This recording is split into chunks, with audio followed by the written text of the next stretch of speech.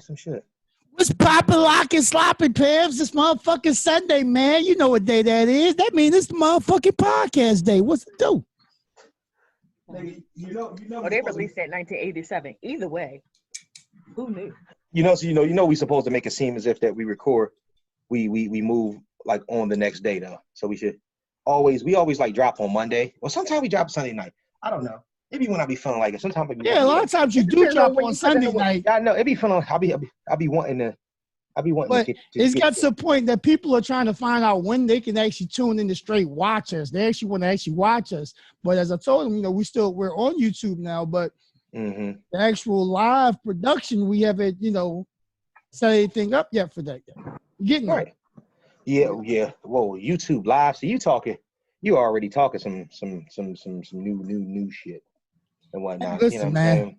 We try to build up, not build down. Oh, absolutely. But anyway.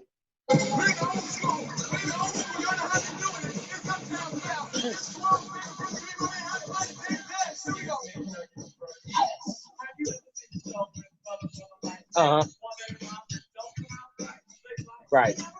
No, for like,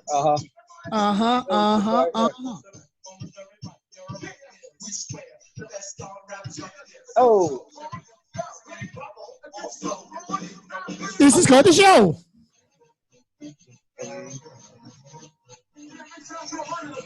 You can turn your game down a little bit too, bro. You can turn your game down a little bit.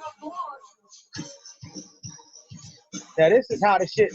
I'm gonna explain something that I have had on my mind that I expressed with my co-host earlier. Let's go. Anyway, fuck that. Let's talk about this. Hey, Faye. Because that was the real I one. think somebody got some birthday sex on their birthday. Did I? I think somebody said he was getting it all week. So anyway. Yeah, I'd listen. Oh shit, you got a week? I was at the Zoom party. Listen, it was quarantine city in this motherfucker. I'm like, damn. You ain't never been sore? Like, god damn, no more. No more. Yeah. You gotta let it ride to the hook. That's the issue. You gotta let it ride to the hook. This nigga dropping shit. Damn, before I put this bitch up. Little known fact about Kelly Quinton. The first time I got a CD player was for my 16th birthday. Hold on. The first two CDs I got. Hold up, Kelly. I just rapped for something. I'll cook your dinner too. Babe. Soon as I get home from work, I ain't gonna pay your rent. Your faithful lover. You not gonna pay your rent? I'll be faithful though. Soon as I get home. I'll be faithful soon as I get home. All right. So bottom line is that because I'm not gonna keep doing it because I'm gonna tell you why or whatnot because I wanted to hear a lot of that last night. 450,000 went crazy for this battle. I ain't even tuning in. And we got a whole lot of this. Be thankful you didn't. Bro. The fucking shit show. Okay. Before we even go there. 25. It was episode 25. I know. Before we even go there. Oh, don't do that. Oh my God. What's poppin', locking? What the day is? We have already apologized. What we doing, man? What we doing, man? We are welcome back. Welcome back to episode 27. 27 of the Mr. Know-It-All podcast. Yes, sir. I am your host, Mr. Know-It-All, aka Keith Saunders. Talk to him. BKA Michael Voorhees. Say what else? AKA Haiku, if you want to be rapper about Spit hot fire. Dylan. I'm not really beside them, but they are on the Zoom screen, as you can definitely see. Below me, if that's the way it shows up, is my first co-host, Rough Rider, Ruffy Hendrix. Who else? Mouth of the Mouth, Mr. I'm going. The General, I am Ruffy Hendrix. All right. And next to me is the lovely and delectable. I know. Listen. Damn, delectable. She is delectable. I know the delectable. Somebody say you that you delectable, don't it? Ooh. Somebody say you delectable. Somebody say that to me, I'm gonna be like, spell it. that's fucked up. See? What is your name? That's my problem. So I know you are. Kelly Q. What else? KQ. And the Diva. When? At all time. At all time. All the time. Before we even get started, there whatnot. I want to ask you where them expensive ass fucking headphones that I bought over there and dropped off to you. Yeah, exactly. That you bullshitting and you got the little earbuds in there. Don't act like my shit ain't what you go watch. She gonna bring them up in 2 pieces. Oh, what happened was I was bullshitting and I stepped on it by accident. She got that bullshit in her head. Oh, okay, there we go. Hey yo, I'm using a USB cord right now. Right? Are you using? See, that's what I'm talking about. I'm using your USB cord right now for my mixer. It's the vibes. See, and I told you it's the vibes. We need this. This brings power to the podcast. Power to the podcast. You know what I'm saying? But let me run down. I want to say hello to our Spotify listeners. I want to say hello to our Apple Podcast, iTunes listeners. I want to say hello to our Google Podcast listeners and our Anchor listeners and all the other DSP listeners from all around the world. I want to say hello to our YouTube viewers. Hello. Comment and ask for more product. What I'm doing. We still moving. Do not forget, catch up with us on Instagram. That's Mr_KnowItAll_pod. That's on Instagram. Facebook is the Mr. Know-It-All Show podcast fan page. That's on Facebook. Just type this shit in. You know how to spell. Get interactive with us. Exactly. And please send your stories and your comments and your suggestions and all your fuckery over to the Gmail. Apparently y'all don't like doing that, but I need to get y'all more involved in this. It's the Mr. Know-It-All Pod at gmail.com. Again, that's Mr. Know-It-All Pod at gmail.com. Yeah. Welcome. What the fuck is up? What's up with y'all? Listen, man, I'm on my first cup of coffee right now. I ain't even sipping, right now. I'm sipping. Oh, I just dropped some on myself and just burnt my leg, but I didn't even flinch. Kelly, where you drink at? Okay.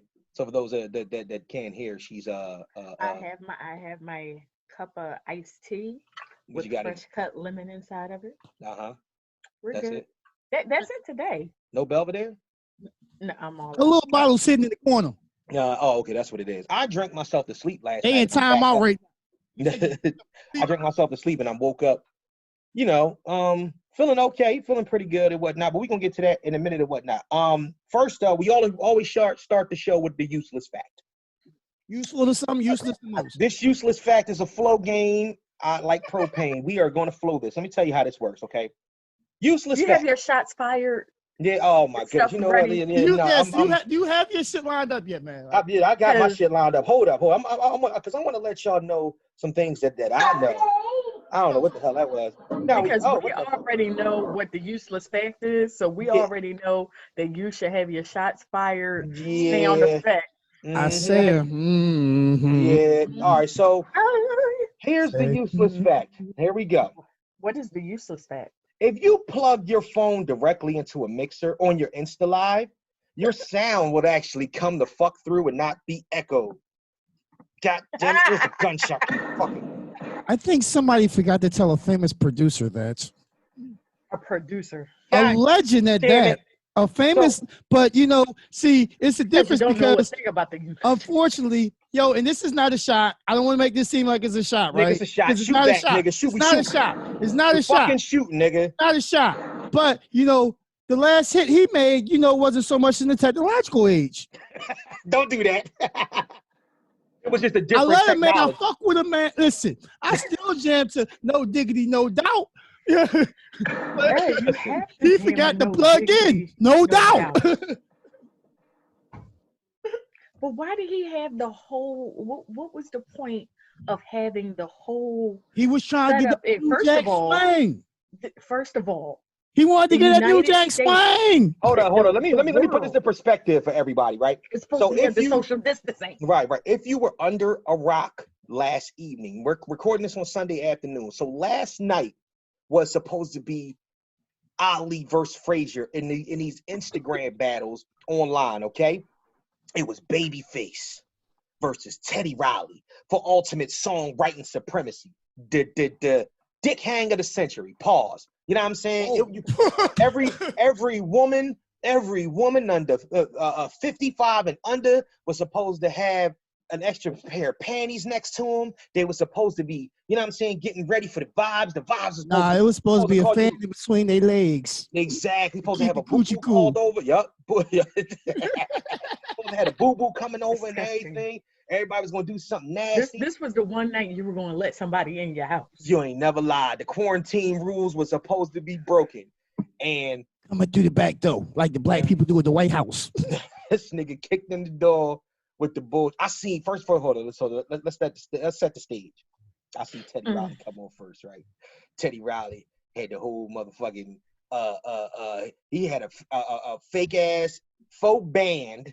He had a background dancer, and he had like 16 niggas in the background doing audio for him for an Insta Live battle. Okay, so niggas is like, oh shit, Teddy about to set it off. He about to dance. He had a mic. What the fuck do you have a mic for? Why are you singing with the mic? You was gonna sing with the songs, right? First of all, Teddy Riley don't never need to sing. You ain't never lied. Somebody please tell Teddy Riley that he's not. Where's his vocal? No, the only time he's supposed to sing is when he has that thing in his mouth. Yeah, the computer love tube. I call it the. Yeah. Who's that? Who sing that song? Roger Ratman. Robert Zapman started that. Okay. I was thinking about something. I was thinking about Cameo. I don't know why I was thinking about Robert Zapman started it first, and then Cameo used it. Got you. Yeah. But that's the only way I want to hear Jam. Oh, Jam. And T-Pain perfected it, and then Future stole it. Right. Yeah, you never lied. But see, okay, so we set the stage for that. I'm thinking this nigga gonna set the world. Man, though. I'm thinking this nigga gonna set. I thought he was gonna set the world on fire, though, dog. I'm thinking to myself like, yo, this is it. Babyface come on. It's just him in a room next to an iPhone, in his studio. A piano in his studio, and the studio had a dark hue in the background. It was like tinted. It had the light. Light was like I wouldn't be surprised if Vanity came out. You know what I mean? You remember Vanity from the movie? She came out and served him some tea or some shit like that, or Ray Dawn Chong or something like that. That nigga was just too smooth. Had his glasses on. That's why I'm wearing my glasses today. In props of he just got over the Rona. He just got him and his family was just dealing with Coronas. Just dealing with the Rona. And this nigga came back. Family, not even just him, his whole family. Mm-hmm. Now, sidebar. Okay. In which, hold up, I'm sorry, Kelly, hold up, stop. Let me stop you real quick. Because of that, because if y'all recall, this battle was supposed to happen sooner. Yes, I remember. But because of the coronas, he pushed it back. So that meant with him having more time to prepare, which he was more healing, that meant Teddy Riley had more time to prepare to be on point. Yeah, he did. But that's the reason why that nigga Drop that bomb. That's why he rented the hall, though. That's the reason why this nigga rented the hall and had background dances and shit. All you needed to do was go to the studio and plug in and play your songs. Well, somebody tell that nigga that. Somebody tell his ass that he didn't need everybody and they fucking grandmom out there. I keep doing extra shit. You know what I'm saying? Like he didn't need all that shit. He didn't need. Matter of fact, to be honest with you, he didn't need none of that shit. He just needed a phone and that, but he wanted the spectacle. He motherfucker probably had pyrotechnics in there or whatnot. He wanted to be a fucking WWE event. The nigga was out there. So I'm sitting up there looking and I'm like, all right, cool. The nigga started. So Babyface said, look, you my younger brother, which that's fucking me up. That Babyface is about 60. Teddy Riley about 53. And Babyface looked about 10 years younger than this nigga, but that's a whole nother topic to me. Babyface is another vampire. He's like Pharrell. They don't age. That nigga is crazy. So he sits there and he let Teddy go first. Babyface is 62. 62. Unbelievable. Damn, 62? I gotta get my life right. I gotta get my motherfucking life right, man. That nigga look great for 60. That shit is crazy. But so Teddy Riley starts his bullshit and he starts off with the show. The show should be a backbreaker. That's the killer. That's the move. Teddy right behind him. Teddy is 52. That's not a jump. Nah. I mean, he was thinking old school, so he was thinking of that as a spark off because it was supposed to be a show. I can say I'm only thinking of that of production wise, but you had to know you had to be coming harder. That's again, as you say, that is like a battle break. It's it's Babyface. It's like strategically. I understand he wanted to show out. Yeah. But unless there was an actual performance and y'all both was on stage, I don't know if y'all remember back in the day when they did like Motown at the Apollo and the Temptations was against the Four Tops and they were both on stage going back and forth. Unless you're actually on stage doing that, this was not the time for that. This was the time for you to sit in the studio and you sit in the studio, plug it in, and play your best hits. But I think Teddy Riley is an excited ass dude. He's always that type of guy. Yeah, he does the most at all points. Like the meme said, if doing too much was a person, yeah, it would be Teddy Riley. It'd be fucking Teddy Riley. Teddy Riley he is the main source of doing too much. Here's my question. We were talking about this before we went on air. Right. Who would be on the level of Babyface? And it just hit me like the only back and forth I want to see for real is LA and Babyface, Jimmy Jam and Terry Lewis. If Jimmy Jam and Terry Lewis would actually give Babyface a run, he'll still smoke him. They're the only, but I think they're the only ones. And when I think Jimmy Jam and Terry Lewis just got honored at the AMAs. And Babyface and LA and Babyface were like one of the people that honored them, and they talk about how they met, and people always kept trying to pit them against each other. He's like, you don't understand. These are my bros. He's like, when I have a question, these are the people I go to, and when they have a question, we bounce ideas off each other. So that, to me, knowing, I think those are the only other producers, because Jimmy Jam and Terry Lewis, you got New Edition, you got Janet Jackson, you got Prince, you got what's the guy that was with Tony Prince? Braxton. I can't think of. But see, Tony Braxton, both Babyface. But that's Tony Braxton with Babyface. What I was naming was Jimmy Jam and Terry Lewis. Both of them did stuff for Tony. There's a lot of artists that work with both. Yeah, right. No, absolutely. Bobby's album from Jimmy Jam, the other half came from Babyface. If not, Babyface wrote the joint and jammed them, messed around and produced it. Yeah. Right. Like on the Bobby Brown album, the Don't Be Cruel album, you got songs on there from Teddy Riley. You got songs on there from Babyface, and the idea of the album itself was Jimmy Jam and Terry Lewis, just like BBD's album was Jimmy Jam and Terry Lewis album. So for me, as well as ABC, Teddy Riley, Babyface, Jimmy Jam, Terry Lewis, LA Babyface, that would be my ideal versus. I just don't think that, because I think that the deeper the water gets, Babyface gonna keep pulling them out. I think you got to get Quincy. You got to get Quincy and Babyface, and I think Quincy a trash Babyface, but it's because he's Quincy. Dog, let me tell you something. When Quincy pulled Thriller out that bag, you can shut that motherfucker down. Over. Shut that whole shit down. He started pulling out Thriller and fucking Billie Jean, and listen, and off the wall. I'm done. I'm gonna wrap that shit up by saying those. You're minimalizing Quincy by saying those. No, because if you want your that's the popular shit. That's the popular shit that we know about. Right, because I have albums downstairs from my grandmother from when she passed. They were turned down to me. Right. There are albums downstairs that have Frank Sinatra featuring the Quincy Jones Orchestra. Count Basie featuring Quincy Jones. There are albums. Stevie Wonder. Everyone. No, because Quincy worked with Stevie. Yeah, but I'm not even talking about anything that starts in the 70s. So you going further back. I'm not even talking about that song. Everybody's seen Austin Powers. Yes. Right? And the Austin Powers, it doesn't matter. The Austin Powers theme song. Quincy Jones wrote that. Quincy Jones wrote that at least 45 years before that movie came out. Yeah. Damn. Quincy wrote a lot. All right, so Ruff, let me ask you a question. At the end of the day, who is all right? So we talking about Quincy. I think Quincy is just the master of this. He's the top of the pyramid. Right. Out of the this is where people want to go. Out of people we just named, I want to agree with that. Quincy is the top of the pyramid. All right, so that's what I said. Who gives him the best run? And we have to So what I would say with Quincy is, I would say make Quincy keep his contemporary bag. I would say, Quincy, you have to do, because you've been around for 5 decades doing this music shit. 6 decades. 6 decades. I'm sorry, because you 80 something now. You have to stay in between 65 and let's say 65 and 2000, and then tell Babyface you can have your entire a lot of catalog because you're not as old as he is. Who fares better in this shit? No, think real hard, because when Quincy started playing some of that motherfucking Bobby Brown shit, I lost my shit last night. He was up 4-0. He was smoking. You couldn't hear Teddy Riley shit, but then he started playing that Bobby Brown shit. I said, oh my God, this nigga, to every 5 songs he did on Bobby Brown's album, Teddy Riley might have done 1.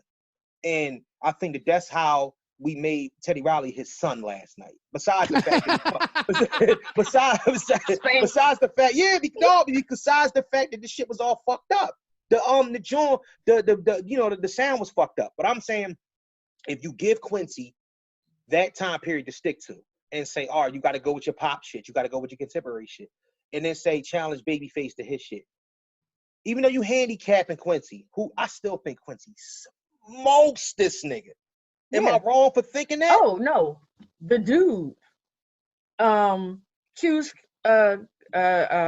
juke joint. Those right there. Oh my God, right? yes. And just the people that he had, because there's an album that he had back in the 80s that my mom had called The Dude. Right. I had that when I was my mom used to play it all the time. Yo, hold on. Who is it? I'm trying to tell you. Keep talking. I'm trying to tell you. I had that album memorized when I was a kid. Like, their songs, I mean, the amount of music that he puts on there, there's jazz, there's funk, there's hip hop. He is the end all be all for everybody. And you gotta think, this man has been in this industry from I think he was 12. Yeah, something like that. He was like 12. I mean, his best friend was Ray Charles. If you remember, when he met Ray, Quincy was like 14, 15. Mm-hmm. That's why I say it wasn't 70s, because Ray came out initially the 60s. Ray first came out in the 60s. Earlier than that, but he hit hard. Yeah, he hit hard. Yeah. So, and there's countless bands, smaller groups that may not have made as much funk on the major screen, maybe because of, back whoever was pushing them. But how many hits that we go back, if you go back to listen to a 60s hits album, you know what I mean? Because when they make the all about the 70s, all about the 80s, all about the, like, seriously, I mean, back and look at so much that he's done. Yeah, I think Quincy Jones. I think Quincy laid for Babyface. He is the blueprint. When you look at the soundtracks, no black man. And I watched the Quincy Jones documentary they had on Netflix. Right. In the 60s, no black man was leading an orchestra. Still. Like, we had him, like, he was leading an orchestra and doing full soundtracks for movies, and not just for black movies. Okay. Movies. He wrote the theme song for the Fresh Prince. Oh my God! All right. He produced the Fresh Prince. Oh my God! All right. So let's. Exactly. All right. So we ain't got to say no more. So we. Quincy won over everything. So wait. But Quincy wasn't even involved in the entertainment industry. I personally feel as if, and it starts some music, but the person who has personally the most power over entertainment, I would want to. I honestly have to say Quincy Jones. Jeez, you're absolutely right. I agree with you 1,000%. Yeah, and he's the go-to person. We're talking about Quincy Jones. He's the godfather. Yeah, we talk about Quincy Jones, but I damn sure want to keep it on the fact that are we going to we're going to close this part of it up. Babyface whipped Teddy Riley's ass. We know that. But they talk about doing this shit over again. Do we need to see this again? Do we need to actually see it properly? D Nice finished it. D Nice did a great job. But see, that's the whole thing. I think we do need to see it, because I think that when D Nice started spinning, you have to remember sometimes when they got to that New Jack Swing era, it was a little bit hard to tell who wrote what. So I still think, and don't get me wrong, I'm not and saying. Didn't they collab on a couple? They collabed on a couple, yeah. right, bro? That's what I'm saying. Like they did. What I will say is Teddy Riley he led the New Jack Swing era. He created it. He created it. Yeah. That was where I was. He created. Yeah. He created that. I'll say, yes, we need to actually see it since they're going to redo it. Just for the simple fact of when Teddy plays, did he do My Prerogative? When Teddy plays My Prerogative from Bobby Brown. He did. I want to see which song Babyface is going to play because he did that album too. And see, and that's kind of what I'm talking about. I need to see what songs they're going to throw at each other. Like if you hit me with A, what is Babyface going to counter with? Well, tell the nigga to get fucking what you call it? What's his name? The boy from Coming to America, the fuck out of the background and all them niggas and whatnot. You know what I'm saying?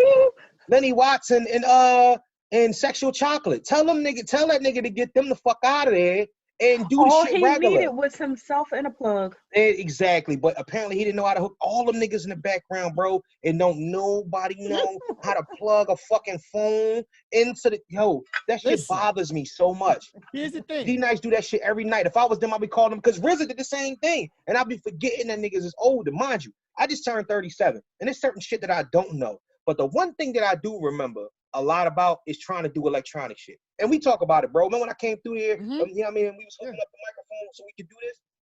It's shit that we don't understand until we start working on it. But if we had 20 people in the fucking room with us, bro, we did that shit in 6 seconds. I don't care. All the motherfuckers was nervous. Yeah, they were sitting up there looking around. They just wanted to be seen. They wanted to be seen. They was nervous how they was going to be viewed. All right, so to be continued on this bullshit. To be honest with you, to be continued. I am upset. But me and my wife had a great time and whatnot. We had a great time last night getting drunk and looking at the memes. The memes, bro, you should have sat up and listened to the memes. Was so funny. I was texting Kelly back and forth. But by the time I got in, I was because I was all over. And then when I was down, what you call it? Right. I was fucking around there drinking and I think I rode up like 3 times down there. Then, you would have had a fucking, you would have been crying. I got back home and was running around. And when you get a chance, go to my Facebook page. There's a post. There's a post that says, "I need all Teddy memes here." There are 48 comments. Please look at it, bro. It's the funniest shit in the world. Please look at it, because this shit is just, I'm sitting there and it's hard for me to believe that this shit actually happened the way it did, and then it became comedy gold.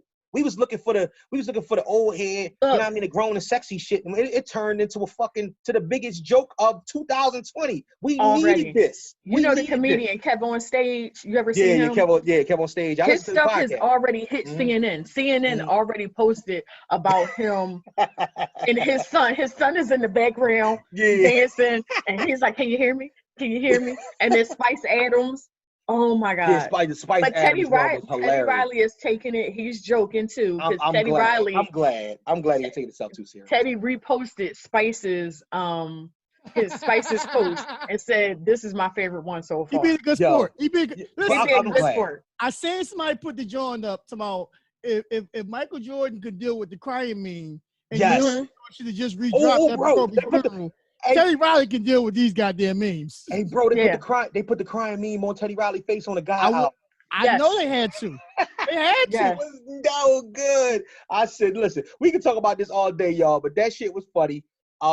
If y'all had, please send us what y'all thought about what the hell was happening. Where were you at and what were you doing during this fucking battle? And what was going through your mind? This shit is funny. It's craziness. But anyway, all right, so let's go. Oh God. Let's go to our fan topic. My stomach hurt. Our fan topic for the week and whatnot. Something that we discussed on one of our pages. It was the fan page. Kelly, I don't know if I think you're the one that posted this. You are the one that posted this because you want to start. It's always her, Shannon. I love it. I love it. Shit. I love it though. No, and it was just, oh my God. No, listen, you don't even know which one it is. So listen, I know which one it is. Is don't be nervous. Name something petty to take after a breakup. Oh yeah, not only that, how petty were you? I comment on that one. Something to take not even something just to take, but name something. Just talk about petty shit you did or petty shit that was done to you after a breakup. After a breakup, I had one person I broke up with that I never, ever did anything with. Okay. But the rumor was that I did, and the rumor came from him. Oh, so he was saying he was hitting that and he ain't getting nothing. Yeah, no. Oh, I had how old was you? I had a virgin like that in high school. It had to be 18. Yeah, you told us about that. How old were you? I was 18. You was 18? I know that. Yeah. Was it a reason? I also had 2 friends I went to high school with. Right. And one, she was like my little sister. Mm-hmm. And he had the biggest crush on me. Like his crush was so big, like my mom and dad knew his name. Okay. But it was my people, so I would never mess with him like that. I came home from school. I moved back to, go to Temple, and I'm at a wedding reception, and she's there. And like I said, that's my little sister. I'm like, hey, what's up? And she got a whole nasty attitude with me. Okay, well, see what's up. You know what's up. What's up? She's like, you knew me and him were seeing each other, and you still no. Me and him never did nothing. I was like, he's been to my house because we're people. Right. I was like, my mom and dad was in the house when he came over. We was busting it up and laughing and giggling, and we sat outside. You know how you sit outside on the step with your friends? We sat outside, and I was like, but nothing has ever happened. Because the first time I came home from school, we were coming from the market, and I was in a car, and she was in a car, and we drove past each other, saw each other. Her and him came over that night to see me because I was home from school. So I knew y'all were together. So I would never do anything. And he still told her, probably to make her mad, that I did something, you don't want to give me none? That's why Kelly gave me some already. Yeah. Exactly. Hey, exactly. I know niggas who said petty shit like that to their chicks. Niggas do them mad, niggas hope to guilt trip them. No, they tried to try to guilt trip them into getting what they want. I never understand why niggas are so fucking petty. What's the point? What's the point of tarnishing my goodness? Niggas is petty and stupid. But it's been from before the fellas will tell you that I am well proportioned in my physicality.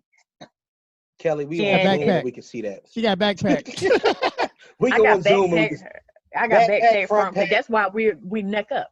But it's been that way since elementary school. Like people assume just because I have all this going on that I'm letting people use it, and that's not what it is. It's just for a long time, like I believe 6th and 7th grade, I walked with my backpack on the front of my body. Yeah, I could tell you one of them people that whatnot to this day. You trying to hide the front twins? You work out with the if I had a coat jacket tied around your waist, don't you? If I had no. Oh, you don't. Okay, no, well, you don't give a fuck. Not anymore. Right. Not anymore. Not anymore. That's one of the middle school, early 20s. But when I was younger, if we all had long coats on. We had the triple fat gooses and all that. So I had me a long coat on, so that covered the back. And then I would wear my backpack in front. I mean, but that was it's a security thing, especially when you're younger. I can understand that when it comes to it. Petty. All right. You want me to read some of the petty things that people said they would take? I can tell you mine. You know, my ass commented. Yeah, I know. I actually commented on that one. I don't think I ever did it, but I would have. But go ahead, Kelly. Read some of the comments. Read some of the petty. So the washcloths and towels. Yeah, definitely. You definitely get no towels or washcloths on. Shoelaces. That's gonna leave the shoes. That's super petty. That's super petty. You taking shoelaces? That's super petty. I just got that's super fucking petty. That was yours. That was Kelly. Kelly, you ever stole somebody's shoelaces? Don't make me feel like I'm at the district and shit. No, one made me feel like I'm at the district and shit. That's some bullshit. One person asked us a couple of years ago. I said, not the shoelaces, but the little plastic part at the top of the shoelaces. Right. You would take that. Kelly. It's you trying to lace I didn't even think about that. Who the fuck do shit like that? Yo, that is the worst. Super petty. Okay, you would steal a nigga shoelace threader, the plastic piece at the top. The motherfucker through the damn lace. You can take that shoelace out, but you can't put it back in. That's fucked up. Motherfucker be sitting there with a pencil for like an hour trying to lace their damn sneakers up. I used to put tape on mine and shit when the shit wore out. That's fucked up. Look, ceiling fan blades. You know, you said that, and I know for a fact you stole my ceiling fan blade before. You stole a nigga ceiling fan. How did you get the ceiling fan blade off? I never did that. I never did it. You got it I off. never did it. I never did it. I know a female who took a nigga ceiling fan. The whole fan. The whole ceiling fan? Yo, the whole fan. Nigga came home from work. Shorty was going, and so was the ceiling fan. That reminds me when I moved into, listen, that reminds me when I moved to my house, right? So I moved into my house, and when we bought the house, we had a fucking, the motherfuckers we bought it from was petty as shit. The people, when you buy a home, and they sell you a certain thing. There's like trinkets and intricate, lighting fixtures and shit like that they can either sell you or take from you. So but they bought it. So with them, right? They bought a chandelier off me for $200. Gave me $200 cash for it. I said, okay, cool. When I came to fuck back into the house or whatnot, they put the most raggedy ass light bulb up there that they could fucking find. It took that whole ceiling fixture down. I said, you motherfuckers. I thought you said we at least left you a light, bitch. You could at least left me a nice light bulb. No, you left me the fucking wires hanging out my ceiling, you nut ass bastards. I was mad as shit. Yeah, but they bought it. Yeah, they bought it. So flick the switch. Yup. I had to get a ceiling fan put in there that still don't work. That's a whole nother topic. Oh, wow. But go ahead, what else?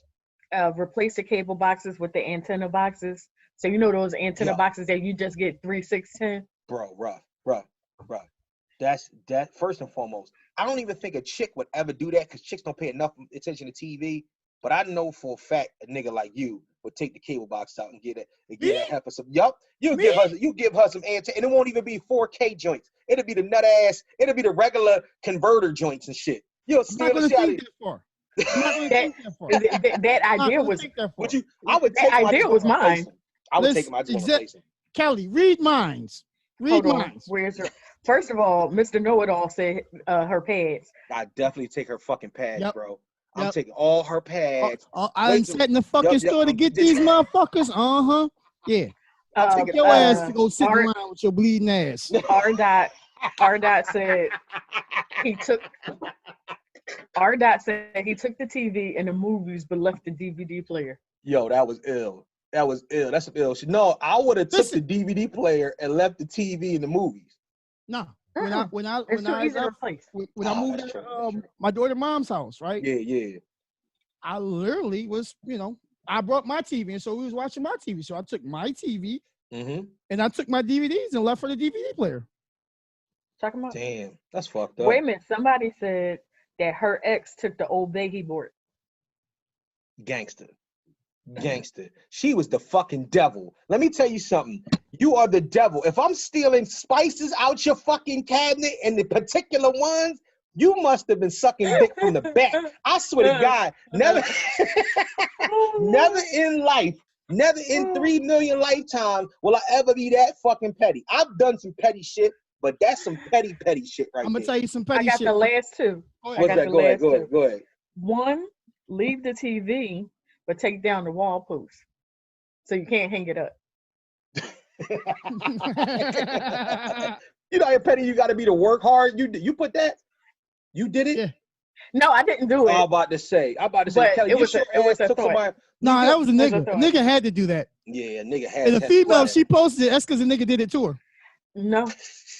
Oh, what? I'm gonna tell you these flat screen TVs I have in my house. First of all, they're on stands. Right. But these are the first flat screen TVs that I've had. The other two TVs I had, right, they were like old school. They still had a booty on the back, but they still work. So as long as they still work, we were still watching. And the last one of petty things to take, right, is my sister in love, my sister in life, my sister, my best friend in the world. Take all the labels off the canned goods.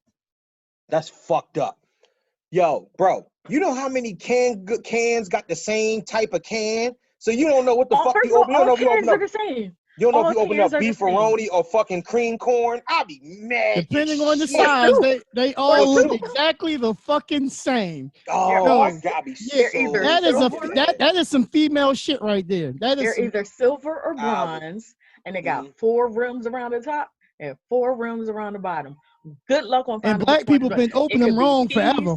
It could be peas, corn, beets, string beans, peaches, pineapples. It could be anything. Good luck. Like, kids, shoot them up. That's which vegetables we having tonight. Which one, Dad? Roll the dice. We're going to figure out in a second. You know what I would do? I would fucking take the label off and then just indent it. You know what I'm saying? And just like drop it so it dent. Yo, the worst thing in the world is dealing with a dented ass can. So I would just dent all of them and whatnot. And, you had to dent the tops. Dent the tops. Yeah. Dent the tops. Yeah. So it's hard as shit. Well, nah, you got to dent both the top and the bottoms to make the motherfuckers even harder to open. So it's hard to open. Oh my gosh. We already don't open them right as is, and then we be sitting.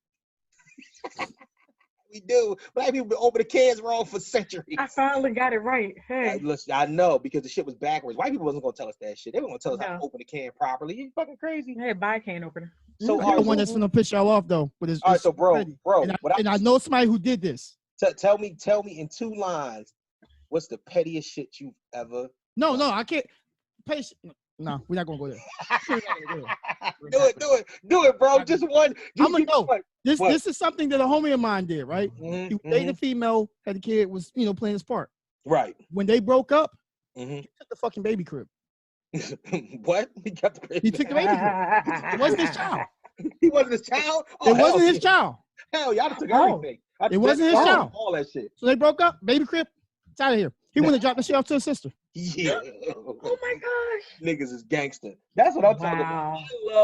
I love when niggas is about that shit. Like them shit was I was the one who actually drove him over there for him to get the fucking joint. You put Great. Yo, so you know what I did? All right, so here we go. Remember my choir? Y'all remember my choir story about this is the same one that when I was in high school, wig fell off the head. I was doing movies with blah blah blah, right? And she probably listened to this podcast. I don't even give a fuck. Petty me. Mm-hmm. I fucked the best friend. The one that actually told me that you need to talk to your girl. Because is that the one you told us about? Yes. Petty move of the century. The one she was like, yo, you need to talk to your girl, and then the girl kind of had you waiting. Oh, okay.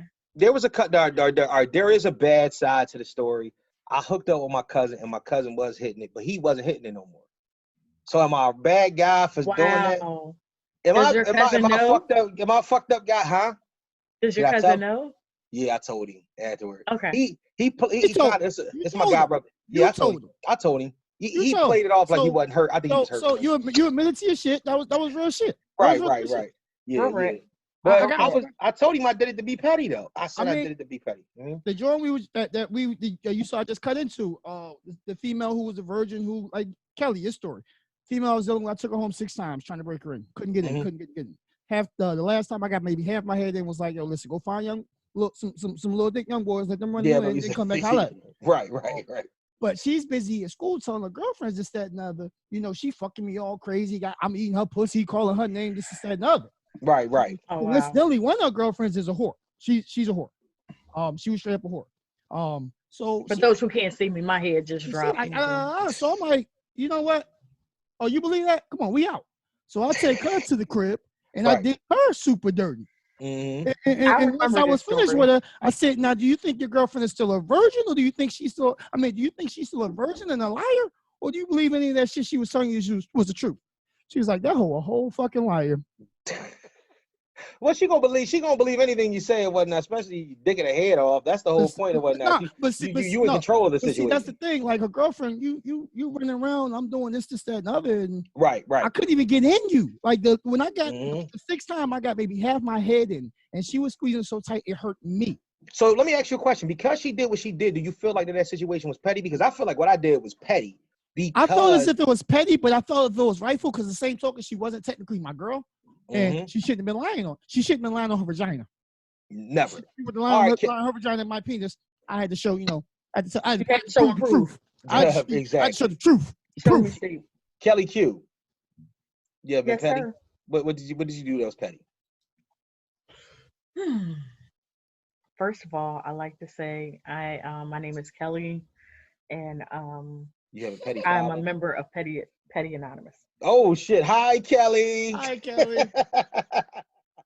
Okay, I am not reformed. I am working on it. Okay. I can understand that. I'm a show and prove kind of person. Like if I know something you said is wrong, I will go out of my way to prove it. Yeah, to prove. Yeah, that's a Mr. Know-it-all trait right there. Fitting to prove at all times. At all times. But I think the pettiest thing I did, the worst thing I did, and like to this day I apologize. And I've told this story before. Somebody I was seeing lost his job and I broke up with him. Yeah. Oh yeah. And I like when I look back on some of the petty things I've done in my life, I think that was just cold of my pettiness, and it was just wrong, and it was just cold. See, you're the reason why they say we so fucking cold and heartless. Both of y'all. You know what? Here's the thing: we're cold and heartless. We're cold and heartless because we don't want to get hurt.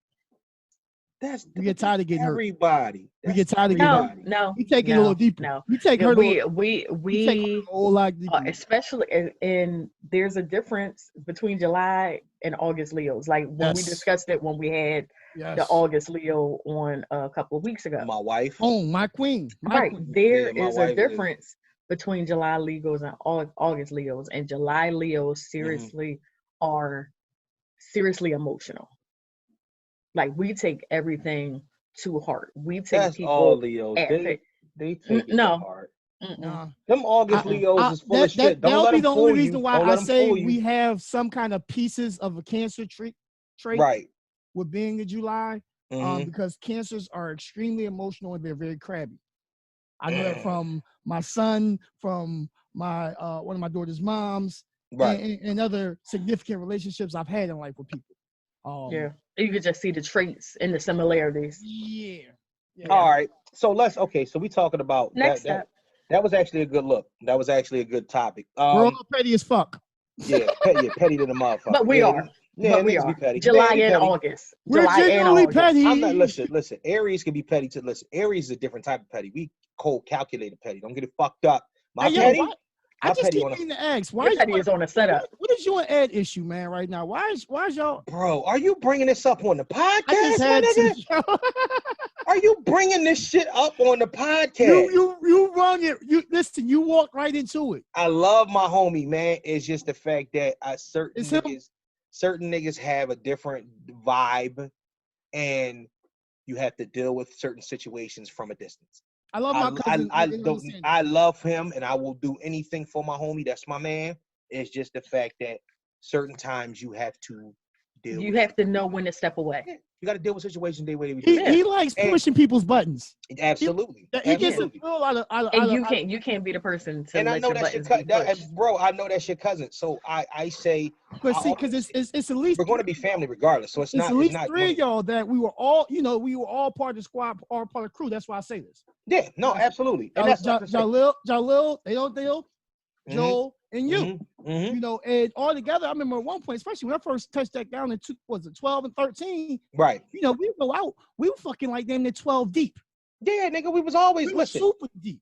Right. Niggas in the 30s, fucking 12 deep. Like that was surprising the motherfuckers. Well, bro, guess what? Wait till when we get to this bag and when we got appearances and whatnot, we gonna need niggas all niggas around us. Joel showed up to the Zoom party. Oh yeah, big shout out to everybody that came to the Zoom party and whatnot. Zoom birthday party. Oh, listeners, you guys were welcome. You just had to contact us. I didn't have a problem with letting the people in. We had a ball. I put it up on the live. I saw people. I put up the code and the password. Yeah, I'm like, look, holla at us or whatnot. But we'll get more comfortable. We got these two characters' birthday coming up, and if we're still on quarantine and we got to do that shit again. Hell no, we ain't gonna be no goddamn quarantine. Might come through live. All right, so y'all. Listen, we gonna open up a club somewhere. If we got everybody gotta have motherfucking outbreak suits on. Yeah, you know what I mean? Including bartenders and shit. We gonna be club turned the fuck up. This party funny gonna get turned up right. Hopefully for y'all, we can have a whole shindig We can have family, we can have guests, and we can have listeners. It's gonna be the greatest shit ever. It's gonna be the shit. Fun. All right, so here we go. Here we go. This is my topic because I wrote this shit down and whatnot. No, it's not my topic. It's Big Bro topic at the bottom. My nigga, shit. You said you talked about this last week. You was drunk as hell. You don't even remember. Look at you. Look at your face. Look at your face. You don't even remember. He's not even ready. Here it is. Is marriage necessary? Is marriage necessary? Why or why not?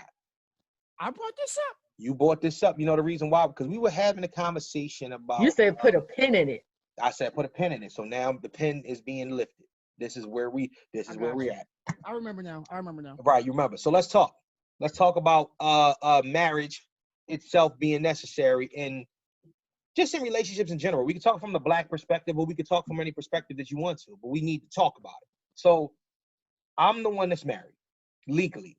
Now, throw down there. He's been with his thing for a while. He's right in the middle of the screen. It's the married one in the middle.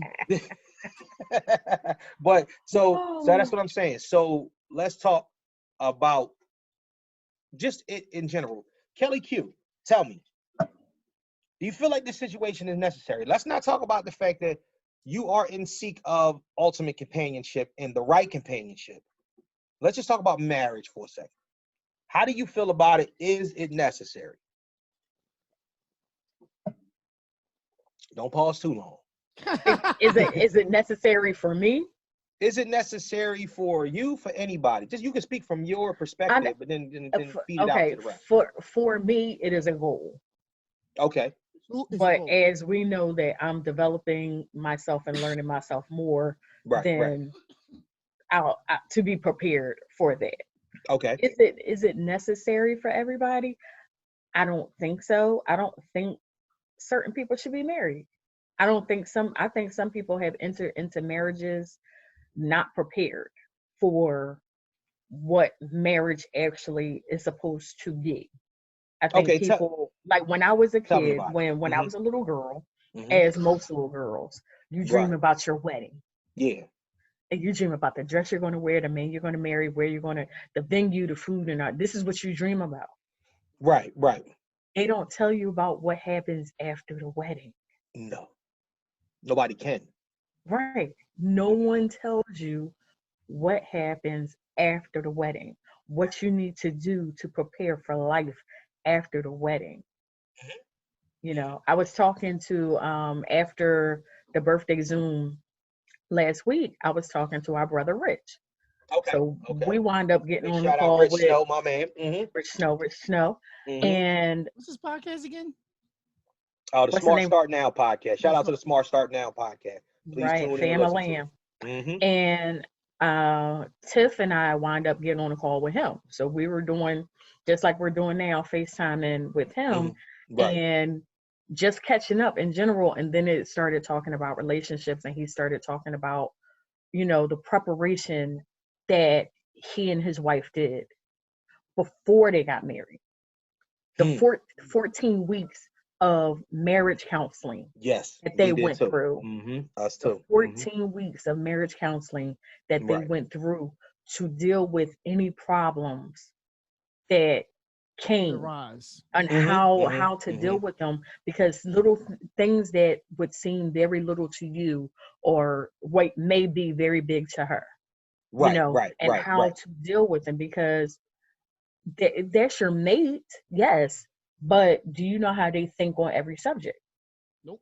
No. So once you're going through this counseling and discussing and be like, oh, I didn't know you saw it that way. Yes, you talk. Yes, you communicate. But are you telling everything? Are you holding back some information because you don't want to hurt that person, or you're not sure of how that person is going to take this information you give them? So that 14 weeks, and he says even now, and they got married 2008. So this is you're right. They were 2000. Yeah, they were 2 years after. Yeah. Right. So 2020, they still go to counseling once a year. For those, I just want to give a little backstory for those, the people that we're actually talking about, and we can talk about them because we're friends. But his wife is actually my wife's best friend. and like best friend, you know what I mean? Like in the world. So best friend, that's my best friend. friend. Yeah, exactly. So it's the craziest thing ever. Hilarious. So the whole thing with this is it's an understanding. Like when we talk about people that are near and dear to us, we are like family. We have 10, and we're 15, learning from them. Right, 10, 15 they are years the plus. couple. Right, 10, 15 years plus in the relationship and whatnot. And they're the only couple that are together that have there's other couples that have as much time in, but they are the ones that are married. Oh, rematch is Monday. Rematch is Monday for everybody. Just getting an update. The rematch, Teddy Riley, the rematch. It's not a fucking rematch. The rematch. Saw that he was the one posted this picture with Mike Tyson and Michael Jordan. I mean, the Teddy Magic Riley Johnson. babyface thing is the rematch is Monday at 8. So we'll be geared in for that tomorrow night.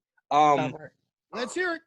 Yeah, but I'm just saying, like, honestly, yeah. So when we speak about this stuff, we speak about it from that perspective or whatnot, and having this type of relationship with these people. Go ahead, Kelly. I'm sorry, I didn't mean to cut you off. So it's just that just listening to them, him talk. Mm-hmm. Not even because we weren't even talking to Denise. Denise, was getting the boys settled. Right. But just listening to him talk about his marriage. Mm-hmm. I mean, and this is somebody. When I was a sophomore, he was a freshman. So this is my little brother.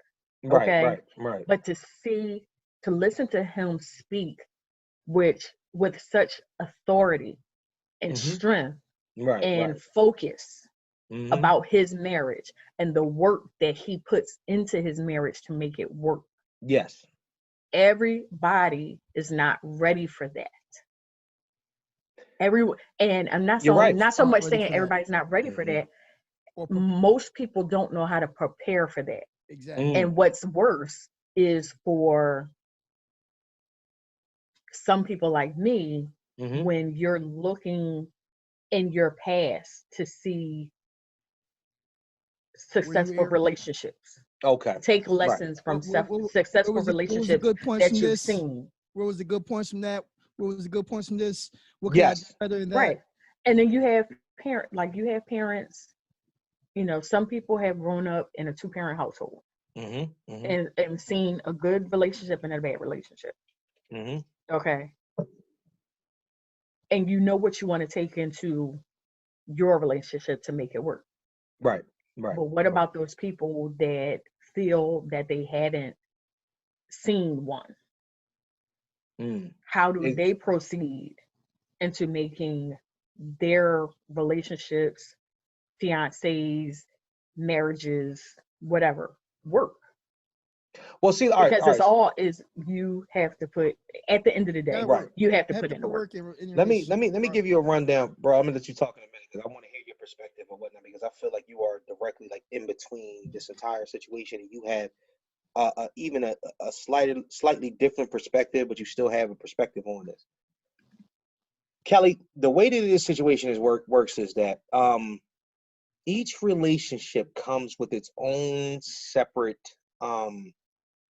It's like a fingerprint. Nobody's is exactly the same.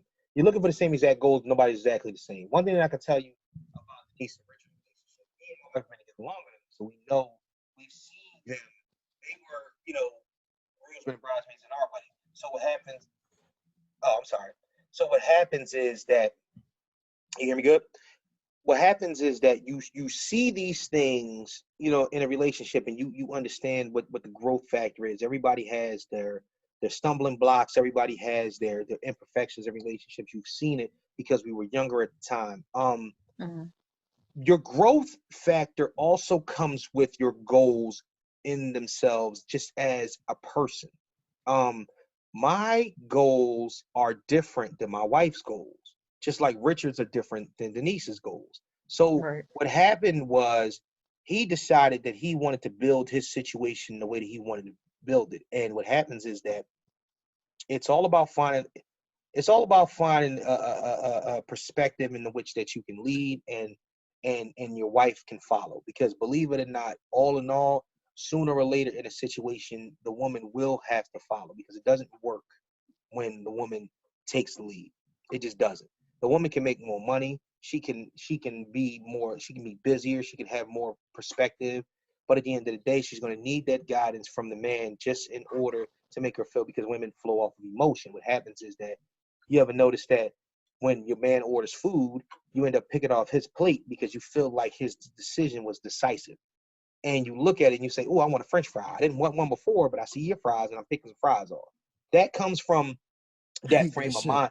Yeah, I know. We always hate that shit. It's the worst thing. I was telling one of my young boys, I was telling my son, matter of fact, not my young boy, I was telling my son that the other night. I said, no matter what you do, order enough for both of y'all because you're going to pick off your shit. You know what I'm saying? But my thing is that I cut that shit. Yo, you definitely gotta cut it. You gotta let him know. I used to tell Shannon, remember, it was a time that me and Shannon were both upwards to like 300 pounds because I wasn't sharing shit. Nigga, get your own. You gonna get your own motherfucking food. Oh, you want Buffalo Blast from Cheesecake Factory? You gonna get your own Buffalo Blast. We used to order like 2 of everything, and it always come to the table, and our bill was double the amount, but we wasn't with the shits. Now, you know what I'm saying?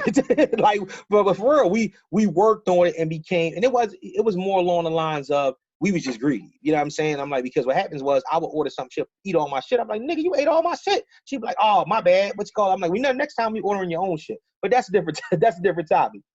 All in all, these that's choices, part of what comes along with marriage. Absolutely. Comes along right. With your relationship. Absolutely. See, on that aspect, when I was with my ex, when I first got with my ex, right. Cooked me meal. First meal she ever cooked me: steak, mashed potatoes, broccoli, the whole 9 works, right? And I'm loving this. I don't even think I turned 19 yet. I was still 18. Oh, right? You was a young boy. This woman is 31. She doesn't know my age. She thinks I'm actually older. I lied about my age. And when we first met, I thought she was younger as well. Go ahead. A lot. No, I didn't lie that much about my age, but at the same token, she just thought you was in your 20s and you were not. She looked, and she met me at a show. She met me dancing. Right. So when she brings me my food, I'll go say my prayers always, and as I open my eyes from saying my prayer, she's digging my mashed potatoes. No. I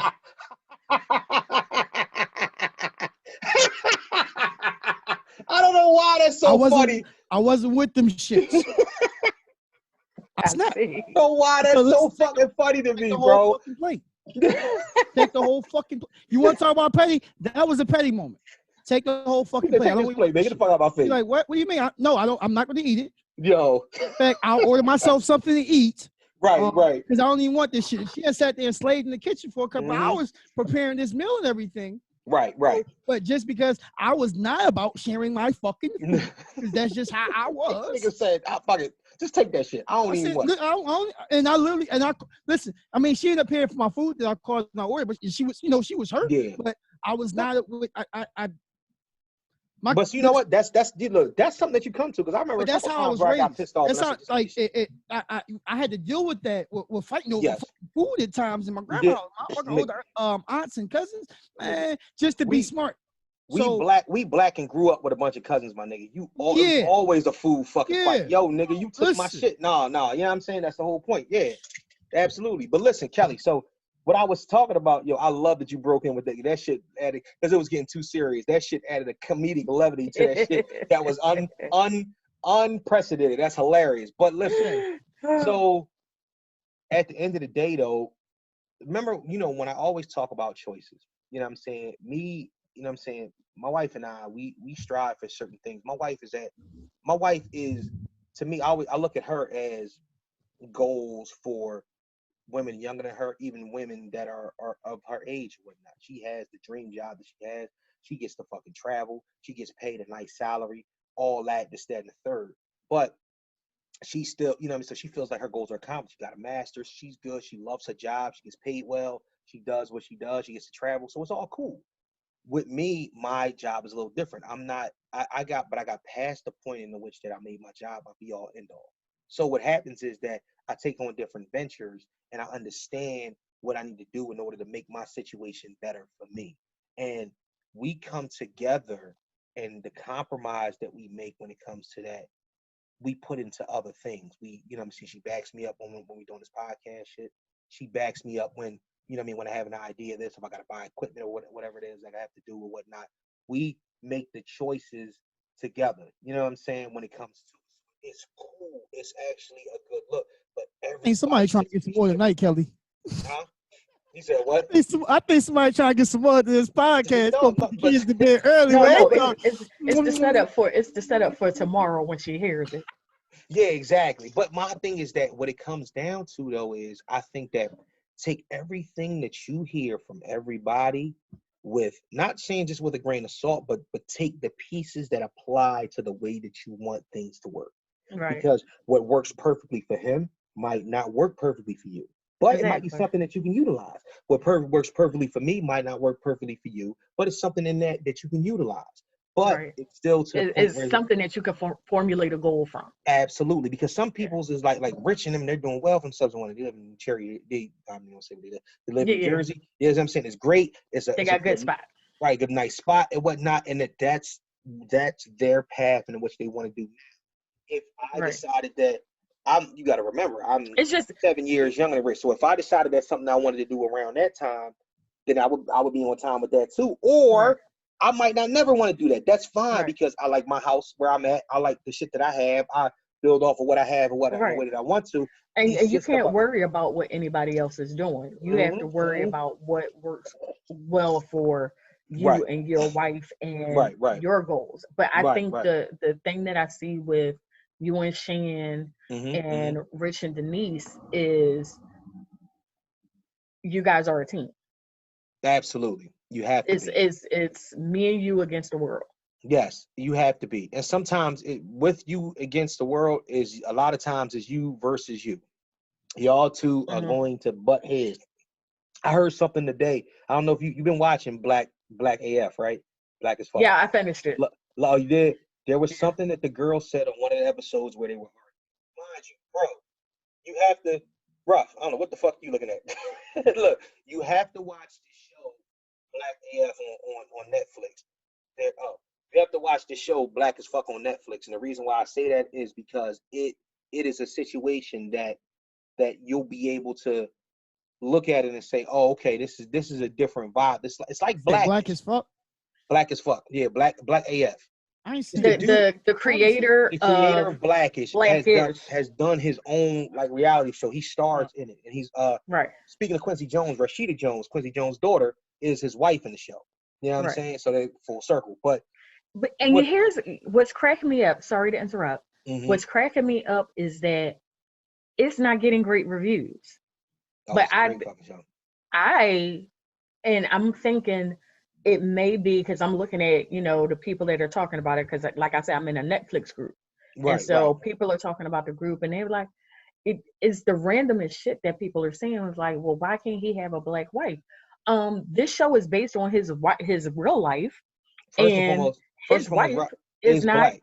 Rashida Jones, people don't know that. Do you know how many people don't know that Rashida Jones?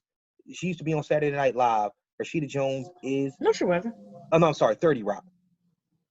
She was on one of them shows. Yeah. The other one. She was on some other one. Parks and Rec. Parks and Rec. I'm sorry. Rashida Jones. Rashida Jones played. That's the reason why you ever notice that she always plays a black man's wife. She was in Cop Out with Tracy Morgan as his wife. Right. But she played in I Love You Man, and she was Paul Rudd's wife. Yeah, you're right about that. You are absolutely right. I'm not wrong about it. But people don't. That was petty. That was petty of me, but that was correct. No, I can understand. People don't know though that Rashida Jones is who she is. Yeah. First and foremost, her name is fucking Rashida. That should tell you something from the rip. Her name is Rashida. That's Quincy Jones's daughter. She is half black. So the whole point of it is that she identifies as a black woman. Her and but the reason why, because she did some shit with Maya Rudolph too, or whatnot, because who was also half black. So that's kind of what I'm saying. And Maya Rudolph is the daughter of Minnie Riperton. And the funny thing about it is, if you look up the creator, the guy that stars in this show, his wife actually looks a whole lot like Rashida Jones, and she's half black too, just like Tracy Ellis Ross. She can actually pass. Tracy Ellis. Here's the thing. This is gonna fuck you up, right? I love Tracy. His real wife. What's Tracy Ellis Ross' name on Blackish? Rainbow. It's really named after his real wife is named Rainbow. And she's really a doctor. And she's really an anesthesiologist. Yep. And guess what? The worst part. They just got divorced.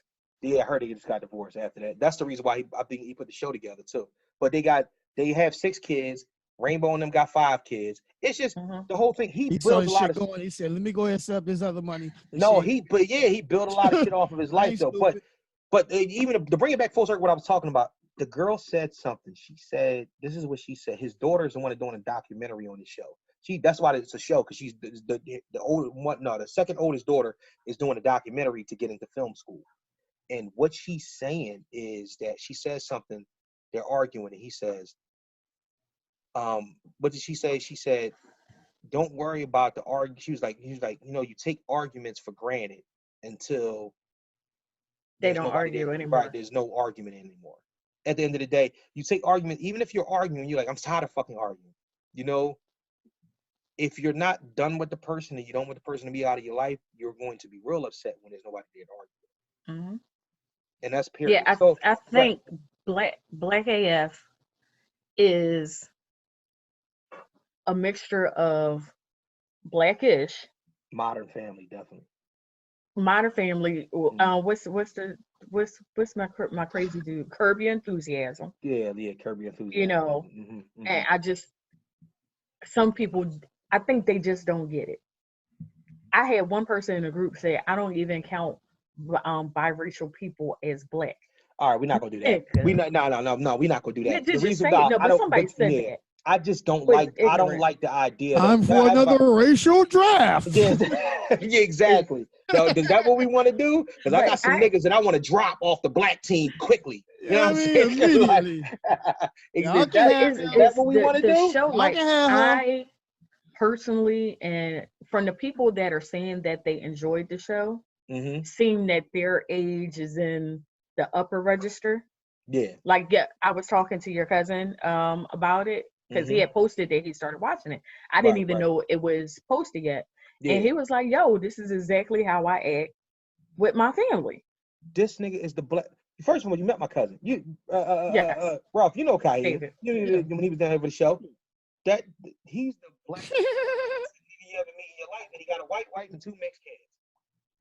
He got a white wife and 2 mixed kids. You hear me good? You know what I'm saying? So to me, I find it hilarious, but he is that way. He's like, remember Chris Rock said on what was it? I think the bigger and blacker. He said he was like this. These crackers ain't shit except Susan. He was like, it's like this. I tell you what, if a Black revolution break off, he's like, I'll kill her first just to make these crackers know I need business. He's like, I kill her and my cracker kids. But some people are on that vibe where they're mad militant, and some people have this thing about them where I don't stress that shit so much, because people don't have that vibe. They don't have that with them. Rashida Jones is Black. She identifies as Black. She knows her boundaries when it comes to it, and she knows who she is. It's time that other people find out who they are. And she playing the hell out of that role. But as far as this and we came all the way this way off of talking about his marriage. No, we're talking about marriage. So, bro, let me ask you a question. Do you think? But they talk about marriage. The show. It's still on the subject. It's just going all right. We can't. So, Ruff, give me a quick answer. Answer. Is marriage necessary? It's not necessary for all. It depends on the person. If that's what you seek as your goal, seek it. Be prepared for it. Right. It's something that I still question. I would love to get married. But again, I need to be better prepared, and my mate has to be prepared. Better prepared. Like my queen at home, she was married before. Right. I was in a relationship before. My longest relationship with who I consider my ex-wife, she was married before. I was engaged to both of them. The only person I can say I was engaged to who wasn't married before was my daughter's mom, who's now presently married. Okay. So, they've all had the taste in one way or another. I haven't had the taste. When it's supposed to happen. I've lived as so, and you might as well say I live as such now. Right. Because I deal with some of the marriage issues. We ain't gonna speak about on the air today, but right. It's it's up to the person, and they got to speak to God and their mate, and they both have to speak to God and be best prepared if that's the journey, the bridge they plan on crossing. And if this is your goal, mm-hmm. you need to the person that you're dating needs Mm-hmm. to know that, because some people date with marriage in mind, and some people date to just date. to date. And that's the thing. So many and So here's why the thing. waste your time dating someone for 4 or 5 years Women, if the end goal is not extending this 5-year dating relationship into a lifelong marriage? Agreed. You're wasting your time and you're wasting their time. And, all comes back to communication. More women, once they hit 30, are thinking more of marriage. While men, we may not, if we aren't already, we may not necessarily be really seriously contemplating. We may have wanted to get married, but we're not really, focused on trying to get married half time till we 35 plus 40. It's women are, again, and because in some aspects the whole marriage ceremony is something geared towards the woman. And all the fairy tales and everything about the women meeting the prince and the white dress and the gown and the glass slipper on Cinderella, so that's women. That's something females are bred to yearn for. We're not necessarily raised yearning it. Now, if we see a good relationship or solid relationship, especially from home, then that kind of helps. But especially males with not having both, who don't necessarily have both parents at home. Not always a goal that we're initially raised wanting we want, but we ain't pressing, because the same token, we're not getting the guidance or the push toward. That nigga came to pod today. He came to pod today. Well, here's something that I'm doing this shit sober. 3 for 3. See what happens when you sober? But from what he was saying, but that's not the same thing. It's not the same thing. I'm not sober. Go ahead. To piggyback on what he was saying, it made me think of a song by Anita Baker called "Fairy Tales." Okay. Feel me? And then like the second line says, well, the first 2 lines, I can remember stories, those things my mother said. She told me fairy tales before I went to bed. She spoke of happy endings, then tucked me in real tight. She turned my night light on and kissed my face goodnight. Jumping down to the bridge where it says, she never said that we would curse, cry, and scream and lie. She never said that maybe someday you say goodbye. The story ends as stories do. Reality steps into view, no longer living life in paradise or fairy tales. Bang. We can end this topic on that. I love that, because I'm gonna touch a little bit more. Drops mic. I'm gonna touch a little bit more on that, on the naked truth, though, because it's something I want to say about that. But I love that. I just love those. I love those bars you just put out there about that, because that makes a lot of sense. They do. She's gonna drop the phone. Make sure the screen ain't cracked. Hey, real quick. I dropped it on my bed. Two quick lines, right? It breaks it down to the simple fact of, as kids, girls read they read fairy tales. Yes. As boys, we read about fighting the war. Yeah, that's true. It's all a battlefield, dog. All right, so what you call it? Check this out. We learn to conquer. They look for the fair. We were raised to conquer. We were taught rather to conquer. Right. They were taught more to look for love. Bang. That's it. That is what it is. The next topic that I want to get into, right? I want to kind of race through this topic or whatnot before we get to the top 5. That I did. Let me ask you a question. All right. When it's your time to go, because we all got a time that we're gonna have to go.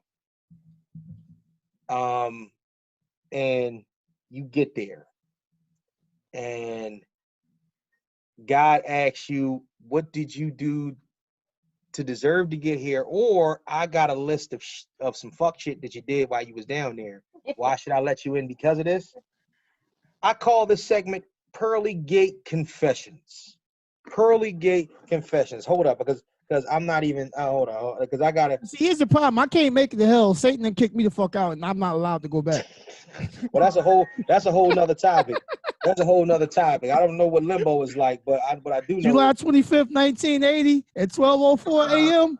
He's like, somebody deal with this motherfucker. But just imagine you get there. Let's just say you're talking to God for a second. You get there and you say, listen, you're there and it's looking lovely and it's clouds and golden trees and your mansion is waiting. And you're sitting there and you wait, right? and you're looking, you're like, wow, it's God, it's God. There go Jesus. And you're like, there go Jesus in them, and you know what I'm saying. And Michael is at the gate saying, right, and you're there. Like Jesus, we got the same name. I mean, I ain't used it too much on earth, but we got the same name. So you're there, and you're looking, and you're like, boom, here we go. All right. Confess to me, my son, and the world will know one of the things that you did while you were down there. You don't have, please do not tell me this shit, because I don't want to know. I'm talking, this is me talking. It's not Jesus talking. It's not God talking. It's just me talking right now. Tell me, like, would you be able to say these things, something that you went to the grave with, and then have him make judgment on what you're telling him? First of all, and are you afraid of what's going to happen when he does that? When you say that, are you afraid of it? Ain't nothing I did that he don't know about already.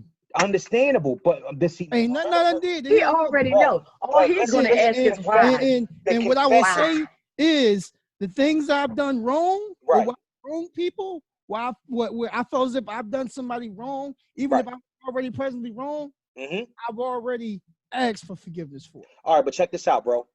I'm talking about, okay, you know, because there are things that we will take to the grave. These are things. These are things out of your mouth in which that when you get there, you're going to confess to him, and he's going to let the world know this about you. He gonna let the world know. He gonna let the world know. Why he got to let the world know? Because it doesn't. Because that doesn't give you any platform to stand on if it's just between you and him. So everything I do is just between me and him. Exactly. Exactly. That's why he's letting the world know, Kelly Q. Come on, Diva. So let me ask you, I'm just saying, he's going to let the world know. The world don't have a heaven and hell to send you to. Jesus do. God do. So what do you mean? So you stand there. Either let me in the door. So are you saying we have to confess something that we did in front of him? And how would you? He has to tell them, and then he determines whether or not we go to heaven or hell. Right. Two things though. Right, exactly. Two things, bro. Because not only these two things will happen. You will be judged on this in that perspective. So he'll choose to send you to heaven or hell, and the world has to know no matter what. So are you afraid of what he'll say, and would you do it? Would you tell him? First of all, you can't lie to God. Thank you. But you gonna know. He already knows. The world ain't gonna look at me too badly about. Although I really ain't concerned about how they feel. It's about how he feel. Right. Here's the thing. With your kids, most parents know when their kids are lying. Yes. Right? Yes.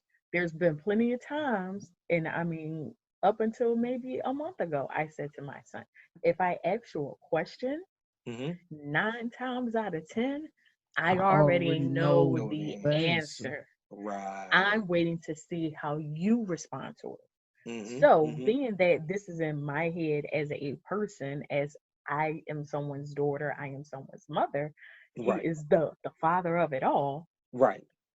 He already knows the answer.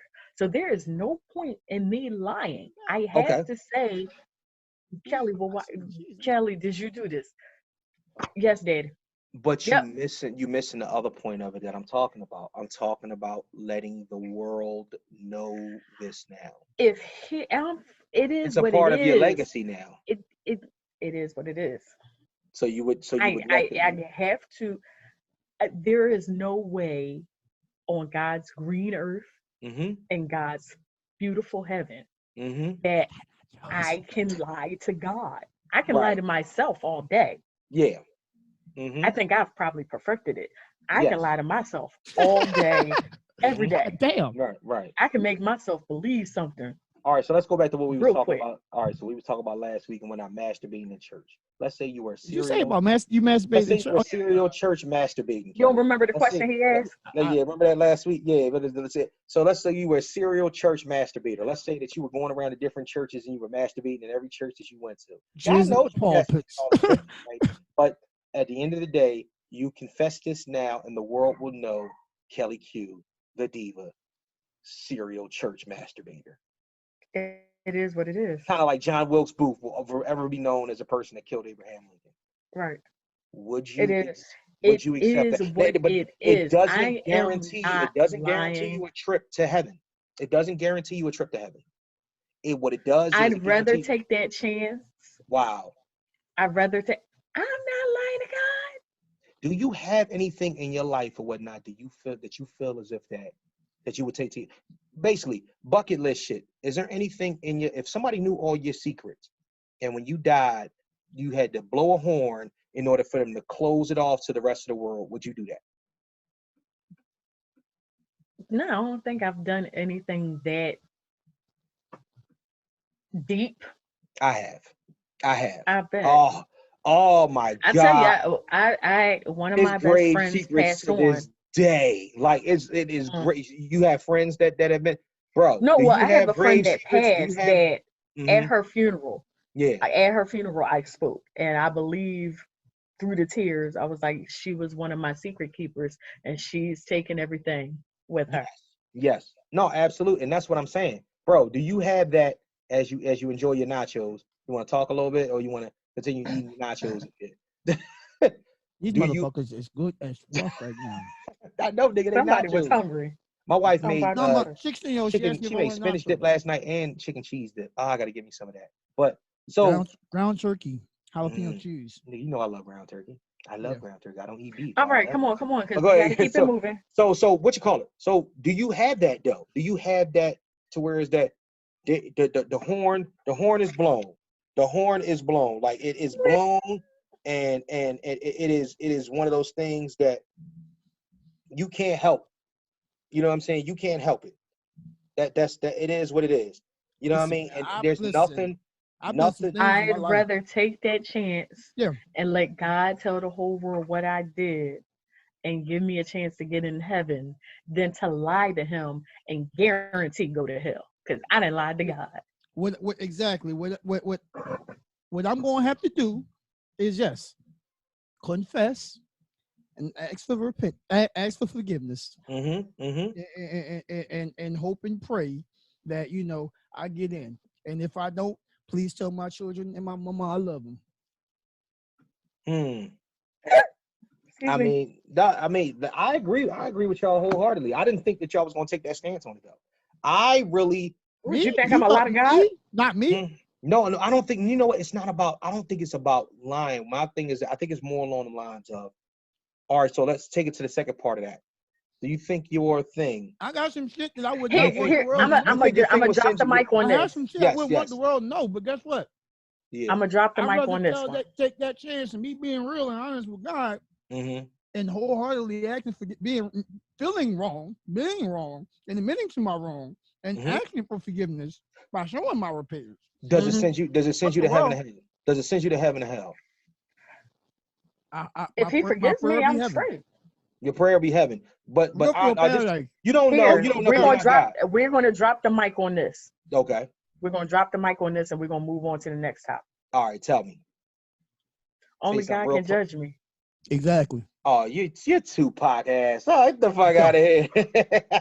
I was gonna say what it say on Tupac back, but and that's my song. Come you know what? Hail Mary. I ain't even mad at that. I take that. You know what? I can take that. You know what I mean? I just, to me, I don't know. I'm not even going to keep elaborating on it because I really have a fear of that and whatnot. Don't get me wrong. Like I have all faith in God, but I do know that my shit is my shit, and own it. Yeah, I guess owning it is one of those things, huh? Owning it is one of them things. Like I guess I'm not. Yeah. Here's the thing. God comes to you. He says this. Did you do it? Whatever. Right. You can say yes or no.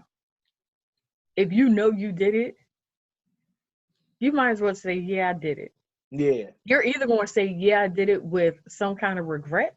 Right. You're going to say, yeah, I did it with some kind of laugh. Or you're going to say no. But I guarantee you, when you say no, and you know you did it. That's true. That's one way ticket. One way ticket. Kelly, like how you gonna say to God? Like who told you that? Yeah. Where you heard that from, God? You know what he gonna say? God, don't believe lying, God. They be lying. I wasn't out there. They be lying. Listen, God, listen. Ask my mama, God. Ask my mama. Ask my grandmama. Ask my grandmama. She know. But that just remind me when people. But man, her grave, she know. You know what it reminds me of? Yeah, I know. I just seen her pass by. She was singing. So ask my grandmama. You ever notice when niggas be talking about what the niggas be lying in the obituary and shit? Where you look at the obituary, you be like, Jack was going back to school. He was getting his master's. I'm like, man, Jack ain't even graduated from fucking high school. What is we talking about and whatnot? I hate shit like that. But anyway, we're going to move on from that and we're going to get into this. Oh, we should have changed the song this week since Redman's birthday was 2 days ago. Yeah, you are right. Hold up.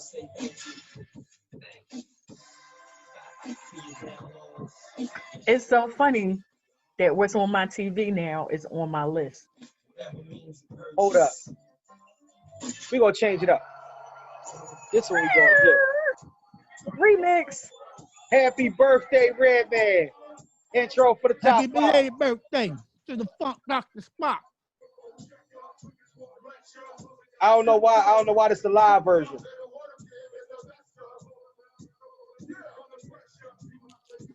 Easy, too many wanna be hard, be easy.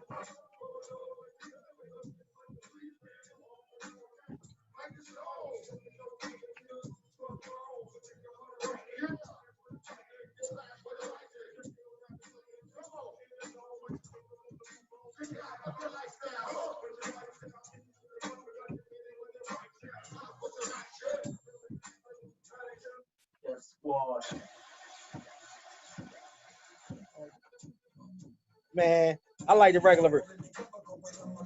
It'll take much to please me. That's what you do. Happy birthday, Redman. Hold up. I gotta wait till his part come on. From the Tupo to Cal.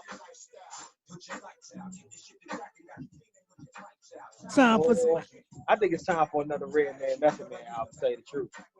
All day. I think, yeah. Cover me, I'm going in. Need some new music. My niggas got their shoes again. Blow you out the frame. Hold up, let Red come in. Happy birthday, Red. Blood and bones, don't get those. Spit back bones are homegrown. Turbo and ozone. When I grab the chalk, moonwalk. Leave you in the blue lagoon walls. I knew I like Redman because he's an Aries. I told you niggas we special out here. See, that's what it is. That's why we homies, bro. You didn't know? That's why we fucking Red like that, man. He's my shirt all mammal. He's a fucking Aries. Reggie Noble. All right, so let's talk.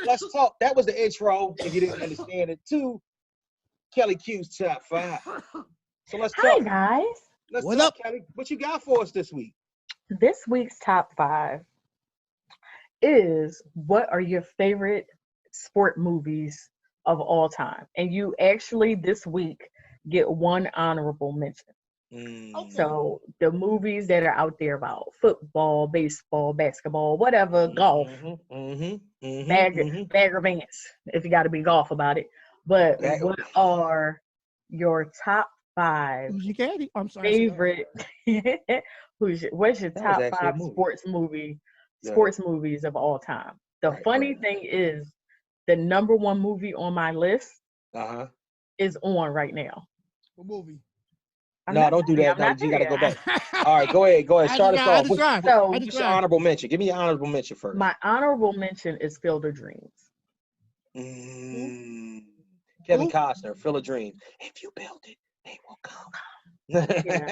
Did you stay awake through the whole thing? Here's the thing. It was a sleepy time. I normally don't like Kevin Costner movies. Oh, that's blasphemy. You ain't like the Bayou? You ain't like Robin Hood, the other one with Morgan Freeman? Yeah. No. What? I like more. Kevin Costner makes extremely long movies. See, the movies that he doesn't, the movies that he just acts in, I like.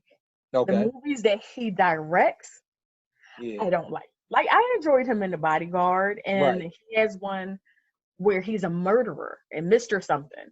I enjoyed that one too. And I don't know when I started enjoying Field of Dreams, but I really, really do. Like, I just watched it a couple of days really enjoy that movie. So what was that one movie with him, Kurt Russell, and he was the Elvis impersonator, and they robbed the bank. That was one of my favorite all of movies. them, both of them were Elvis impersonators. Yo, that shit, all of them, yeah, that shit was so. But Bokeem Woodbine was in it. What the fuck was the name of that movie? It was what's the name of the other? The worst actor ever. Oh, Bokeem. Oh, don't do that. You getting shit on Bokeem Woodbine. Anyway, to my top 5. My top 5. All right, here we go. Number 5. Which this week, Mr. Know-It-All, this is my birthday gift. Okay. It's in order. Oh shit! She went in order. Okay. So she meant this shit. Go ahead. Number 5. All right. A League of Their Own. There's no crying in baseball. There's no crying in baseball. This movie, every time it comes on, I watch it. I don't care what part of the movie it is in. That's your favorite line too. There's no crying in baseball. No, you said ain't no crying in podcasting. Are you crying? Is what you're saying. Are you crying? No crying in podcasting. No crying in baseball. Still Will Angel. I mean, I have clips from that movie in my head, just different parts that I randomly say whenever. Number 4, Invincible. Gotta love that. Mark Wahlberg was a little stretch to be Vince Papale, but okay. Yeah. And it was crazy because before I knew who he was, I met him. Oh shit. When I started working in the industry. So I started working front desk and I met him. Had no idea.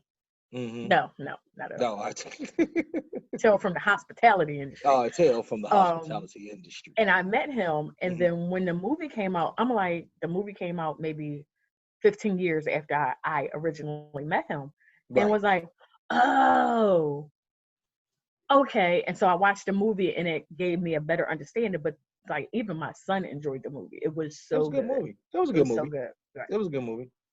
Number 3. The Replacements with Keanu Reeves. That was my shit. I ain't gonna hold you. That was a good movie. Not my top 5, but it definitely was my shit. Every time it comes on, and they've been playing it lately, but every time it comes on, there's just one part I'm waiting for. I could turn it off after this part, but I still like to watch it in. But when the real players flip his car over the second time, right, and his 2 linemen come out and say, flip his car back over and stop messing with my man. Right, and it's like, no. Right. He's like, is this your car? And he starts shooting up the quarterback's car. Oh, that's my part. That's my part. Like, it came on the other day. Me and my son were playing Uno, and I was like, hold on, stop. His motivational speech had me cracking up. He said, chicks dig scars, glory. And he said something else. It was like 3 things he said. He was like, let's go win. Like, it was the weirdest shit ever. I love that movie. That was a good movie, though. Number 2. And this is, I'm going to pick the first one out of the series, but I will watch all of them. Okay. Minor League. What the fuck is Minor League? Oh my God. Oh my God. Major League? Major League. Well, okay, here's the thing is, the third one is Major League back to the minors. So Okay, yeah. Major League. Yeah, come on. With Charlie Sheen, it's the Wild Thing. Wild Thing. What was his whole name in that movie? I forget. Wild Thing. I forget his fucking name and whatnot. I keep wanting to say Chet Stetman, but that wasn't the name. What the fuck? Oh Lord.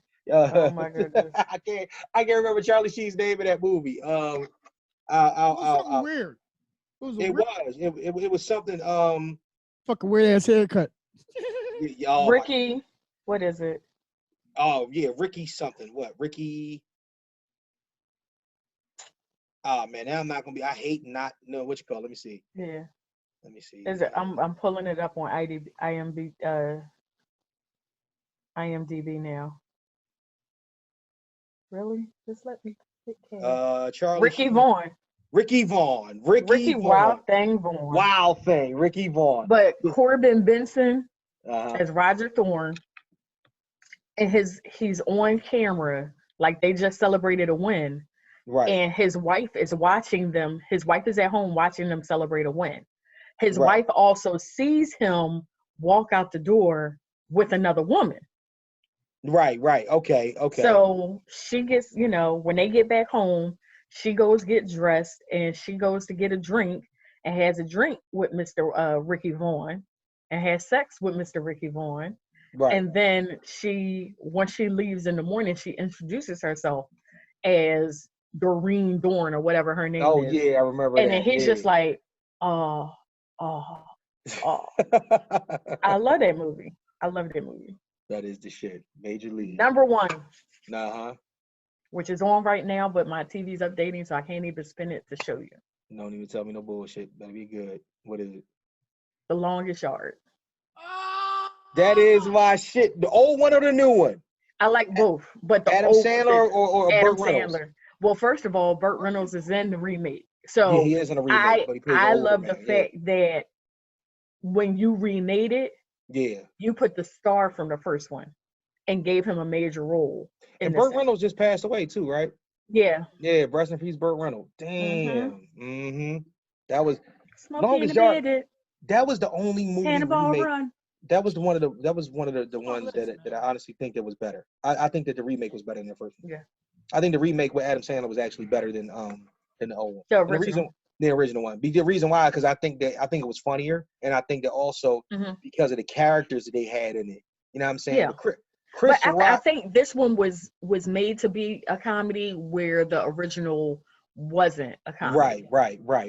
Yeah. But they still did the thing with Chris Rock playing what's Chris Rock's name? Grave something. Was it Grave? No, Preacher. Yep. Yeah. He did a good job. You know, Chris Rock. It's funny because it's hard to take Chris Rock being serious, but the first time you saw Chris Rock in a movie, he was serious. Jack City, he was more serious. He was a fucking crackhead in the movie. Oh, okay, yep. There you go. Yeah, big ass. What's his name? Muhammad Ali or something like that. The big wrestling ball, whatnot. Yeah. All right, bro. That's. Did you really get it? Still got it turned to the screen, showing us the damn. Is that Kelly? Is that your condom drawer? What are you doing? Don't show us that. Don't you? No, look up. She keep looking back. So that means it's over there. That means it's over there. That's where it is. No, it's not. Whatever it is you're thinking, it's not. You're talking about your condom drawer. I said that's not it over there. This don't point to it. Jesus Christ. Listen. So that's where the liquor is too. So yeah, that's a party. That's the party drawer. There you go. You said she's stocked up. R. Top 5, please. Yo, Top for the fuck y'all heads up. Favorite sports movies. I actually have these motherfuckers written down. I actually have them written down. Oh shit! Oh my god! I actually have them written down. All right, so let's see what you got. Let's see what you got, nigga. Let's see what you got. Well, what's your honorable mention first? What's the honorable mention first? My honorable mention, right? This is probably going to fuck y'all heads up. Actually, a couple weeks ago, probably Wildcats with Goldie Hawn, Wesley Snipes. That was actually a really good fucking movie. If I had 2 honorable mentions, that would have been my other one. No, don't Wesley Snipes, Woody Harrelson. Don't judge me. Oh my god. Woody, don't judge me. Woody, yep. That bathtub scene with Goldie Hawn. Oh my god. Judging. Goldie Hawn was so. I was a teenager when this came. I think I was like a preteen. No, you weren't even a preteen. Goldie Hawn was. I was barely 11 when that movie came out, so you was being fresh. Yeah, this was the 80s. This was like the 80s. And look, the girlfriend in the movie, one of the cheerleaders. Yeah. Right. That was Aunt Ella from the Jamie Foxx show. It was. Shit. It was. And sidebar, at School Days, the 2 girls that was yelling from the window. Yeah. To Lawrence Fishburne. Yeah. It was AJ who played the mom in Baby Boy. And Tisha Campbell. No. No, not AJ. No. The 2 women that was yelling out the window. Oh, okay. The other one was the aunt from the House of Pain. What you call it? Oh shit. Aunt Ella. Let me find out. Aunt Ella and all of them used to be sexy. That was they sexy vibe. Mm-hmm. I wouldn't doubt it. Listen. Sorry. So what's your number? What's your number 4? What's your top 5? Yeah, that was your honorable mention. What's your top? What's your? That was my honorable. Number 5. Hoosiers. Gene Hackman. That was gonna be one of mine too. I left it off. That was my number 7. That's the. Yeah. I hate sad ass sports movies, but that was a goddamn. That was one of them fucking movies. It's like, oh, yeah, Wildcats came out in '86, so you was a young John. Mm-hmm. I lost my virginity. 87. I was 10. I was 10 in '86. So, bruh. I was 3 in '86. I'm gonna let y'all live with that whole. Well, shut up. You 37 now. Old ass. Don't do that. You're a man of a certain age now. I don't want to say it was right when it first came out because we had the VHS. Oh, okay. Nigga, that was Beta. That was Betamax in '87. Beta was strong back then. Remember Betamax? So I had a VCR and I want to say we were probably up here the first time I seen it, but it wasn't until probably I want to say probably my teens when I was actually looking at it like that. I'll say. No. Okay. I'll say that over there. Number 4. Number 4. Mm-hmm. Who's your caddy? Nigga. The new one. You know what? It takes you to be that nigga to get that, to do that. Don't get me wrong. I respect the movie. So it was Faison Love and who else was it? Big Boy. Was Mike Epps in it? Probably. Yeah, I think he was. Yeah. Who's your caddy? That was like the soul plane of yeah. Yeah, mm-hmm. but you love ratchet shit, don't you? This nigga can't stay away from the ratchet shit. If it's ratchet, he's on it. Like, oh, I gotta see that shit. This nigga went for who's your caddy? But Terry Crews. But it was a motherfucking a sports show. Yeah, you're right. Who was the main character in the movie? Big Boy. Right, Big Boy. Oh, Big Boy. Okay. Big Boy from Outkast. Yeah. Sherry Shepherd was in it. Yeah, Sherry Shepherd was in it. Yeah, she was. Andy Milonakis, remember him off of MTV? Yeah, Andy Milonakis. What the fuck happened to that kid? The little man. Mm-hmm. Yeah. Funny as hell, these niggas. Yo, Faison was just funny as shit. Faison, that was one. Oh, what's her name was in it? Faison was shining that joint. Jennifer Lewis. Yeah. Garrett Morris. Oh, all right. Sidebar. Is it crazy that I still have a crush, like I'm sexually attracted to Jennifer Lewis? So who?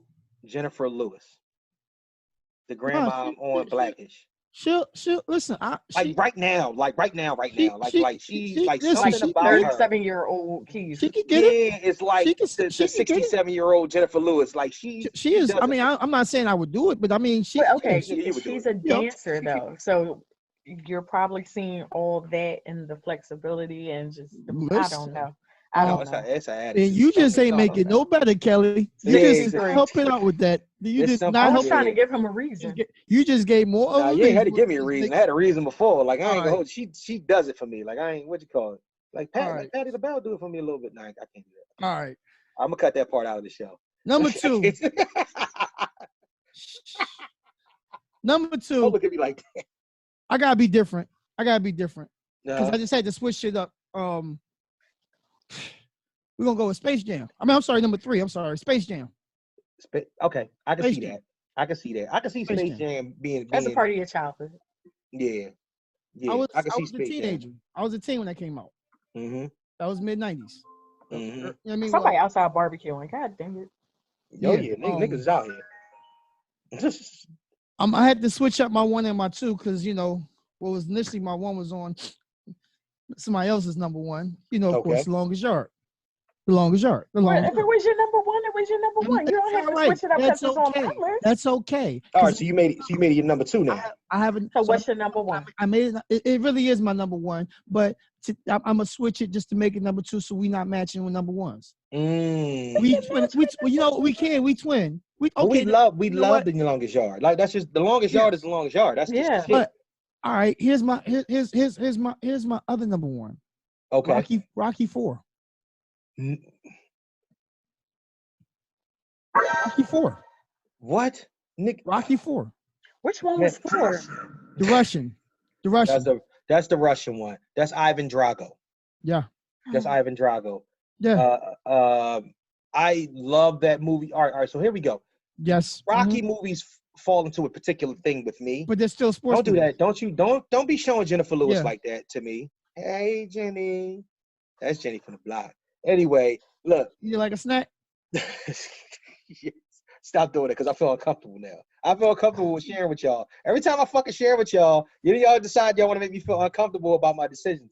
I feel the way that I feel. I'm totally comfortable with it. Listen, I like Jennifer Lewis. Jennifer Lewis is sexy. There's something about her.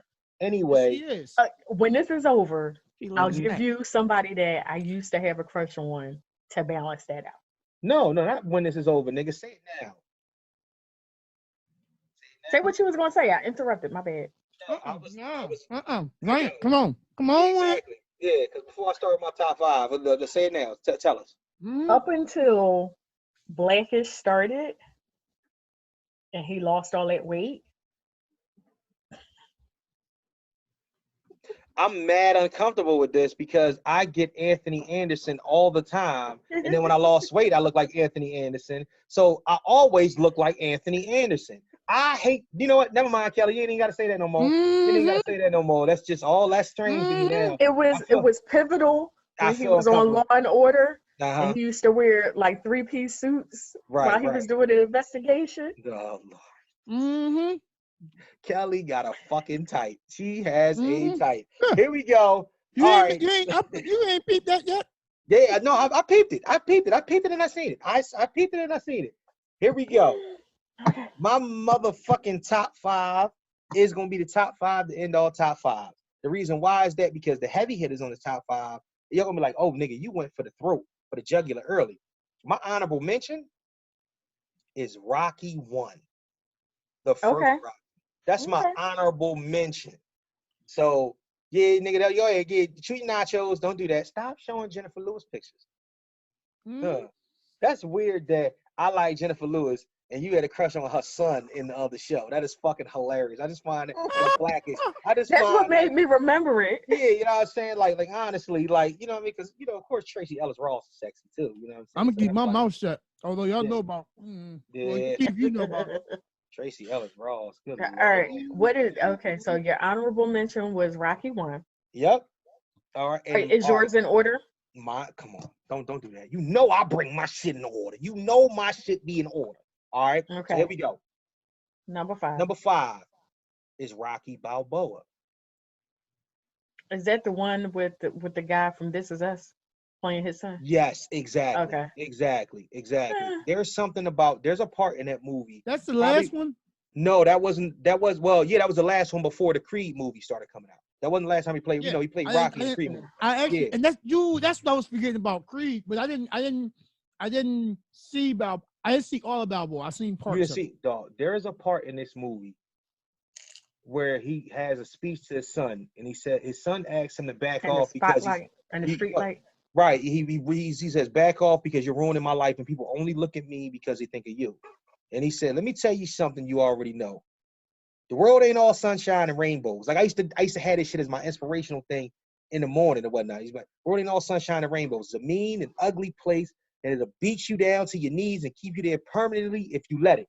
But it ain't about how hard you get hit.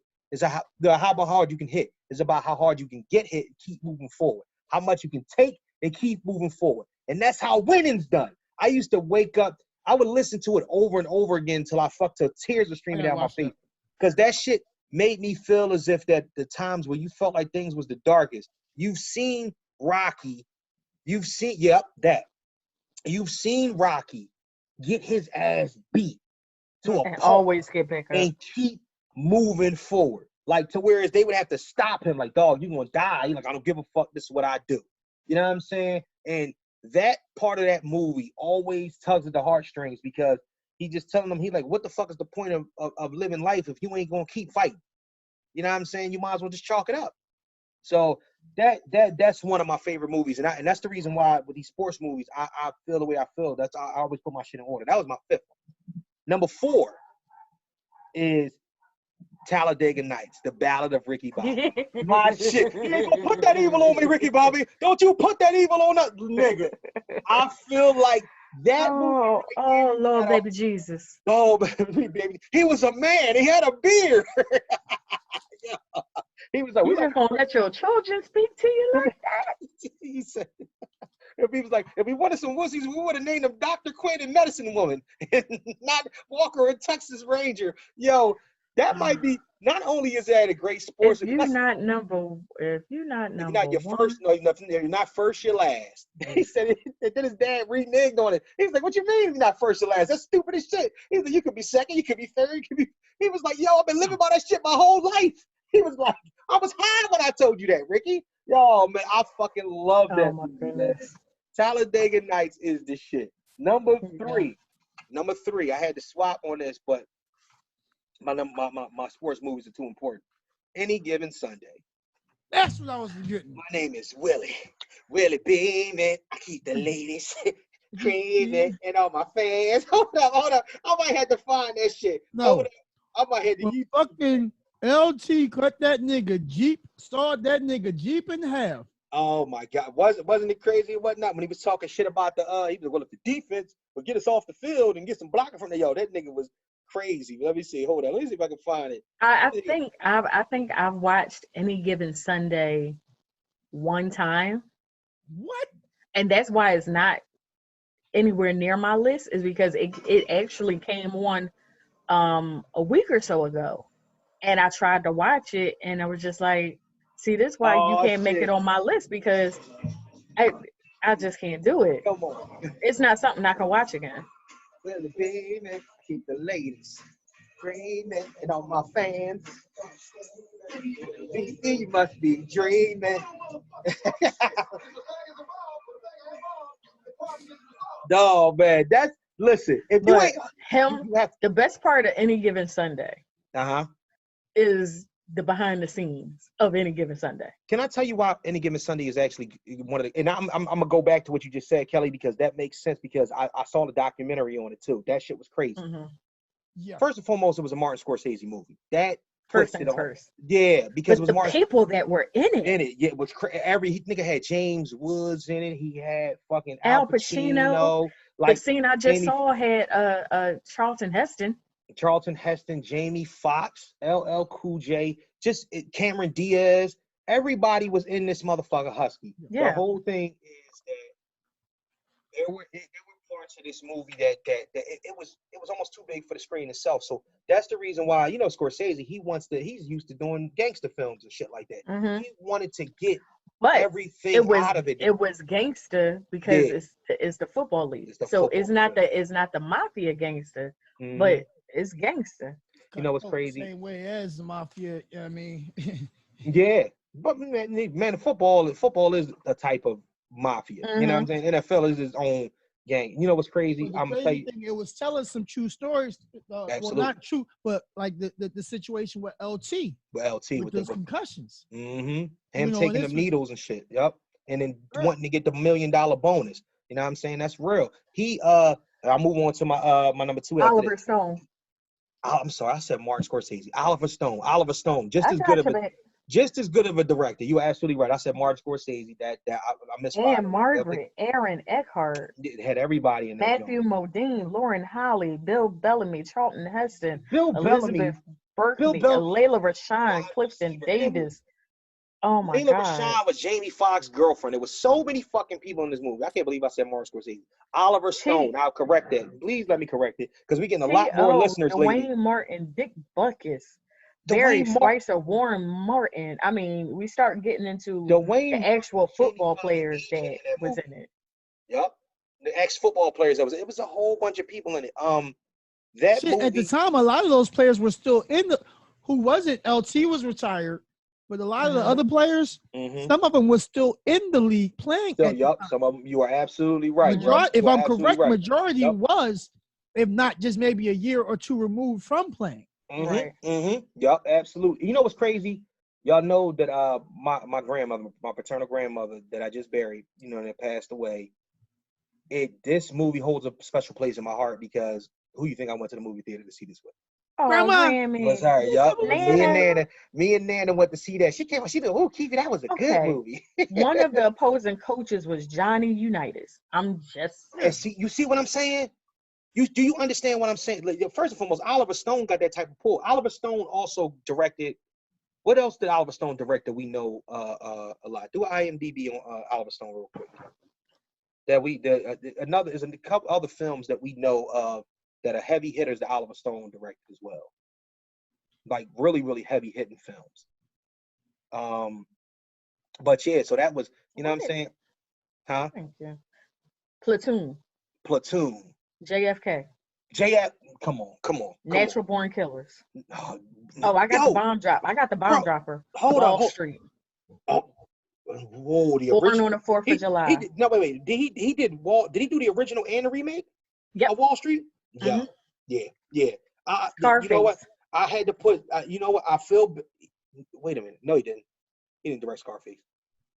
That was Brian De Palma. He may have, let me see what he did with it, because when I pulled up Oliver Stone movies, Scarface came up. Yeah, he must have been the executive producer, but Brian De Palma is the one that directed Scarface. I remember, trust me, I remember Scarface. Yeah. Yeah. Yeah, that's what it says. Yeah. But he must have been a producer. Yeah. Because when you pull up Oliver Stone's. Listen. Shout outs to Oliver Stone. I need to put some respect on your name. That was my shit. I would put some respect on your name. What's your three? Was that your three? That was my third. Number 2. Going back to football. Remember the Titans. Come on, man. Another thing I just could not. I don't know how I fucking forget that. Remember the Titans, man. I will break my foot off in your hind parts. And the dude that played the I'm your daddy. lineman. I'm your daddy. Denzel's the fucking man. Denzel. I'm about to round that point where I really have to start calling Denzel possibly the greatest actor ever.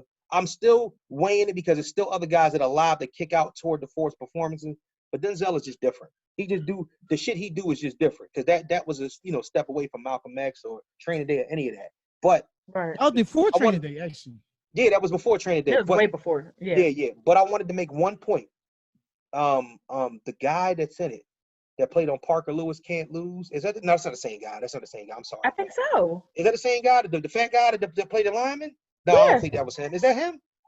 But anyway, if there are pictures of him now, he has lost over 100 pounds, and he is completely and utterly ripped, bro. Like you got to see this dude. Like he's fucking ripped, like strong cock diesel ripped. You know what I'm saying? Like for real, that shit is crazy. Pause. But you know what I'm saying? Like I couldn't believe it when I seen it and whatnot. That's definitely good shit. Yeah, like he's changed his whole life and whatnot. I don't know if you heard Kelly. He was talking about the dude that dude he lost a bunch of weight and he's ripped now. He lost over 200 pounds and he's ripped. My number 1. But goes without saying, and it's a movie that I have to walk away from the TV from because I just feel like you know me, I get emotional in my old age. Fuck y'all. Rocky 2. That's when what's the name died, right? No, that's not. No, he died in Rocky 3. Rocky 2 is when Rocky finally beat Apollo. No, when he finally beat Apollo. Oh no, Mr. T's one. But is that when they became friends too? They didn't become friends. They become friends. They didn't become friends till Rocky 3. That's when right after Mickey died is when he helped train Rocky to beat Mr. T because Mr. T had knocked him out. But this is the one because the first one he didn't beat Apollo. Apollo won on decision, and he said he wasn't gonna fight him again. Then he went back. Rocky spent all his money. He got like $800,000 and he spent it all.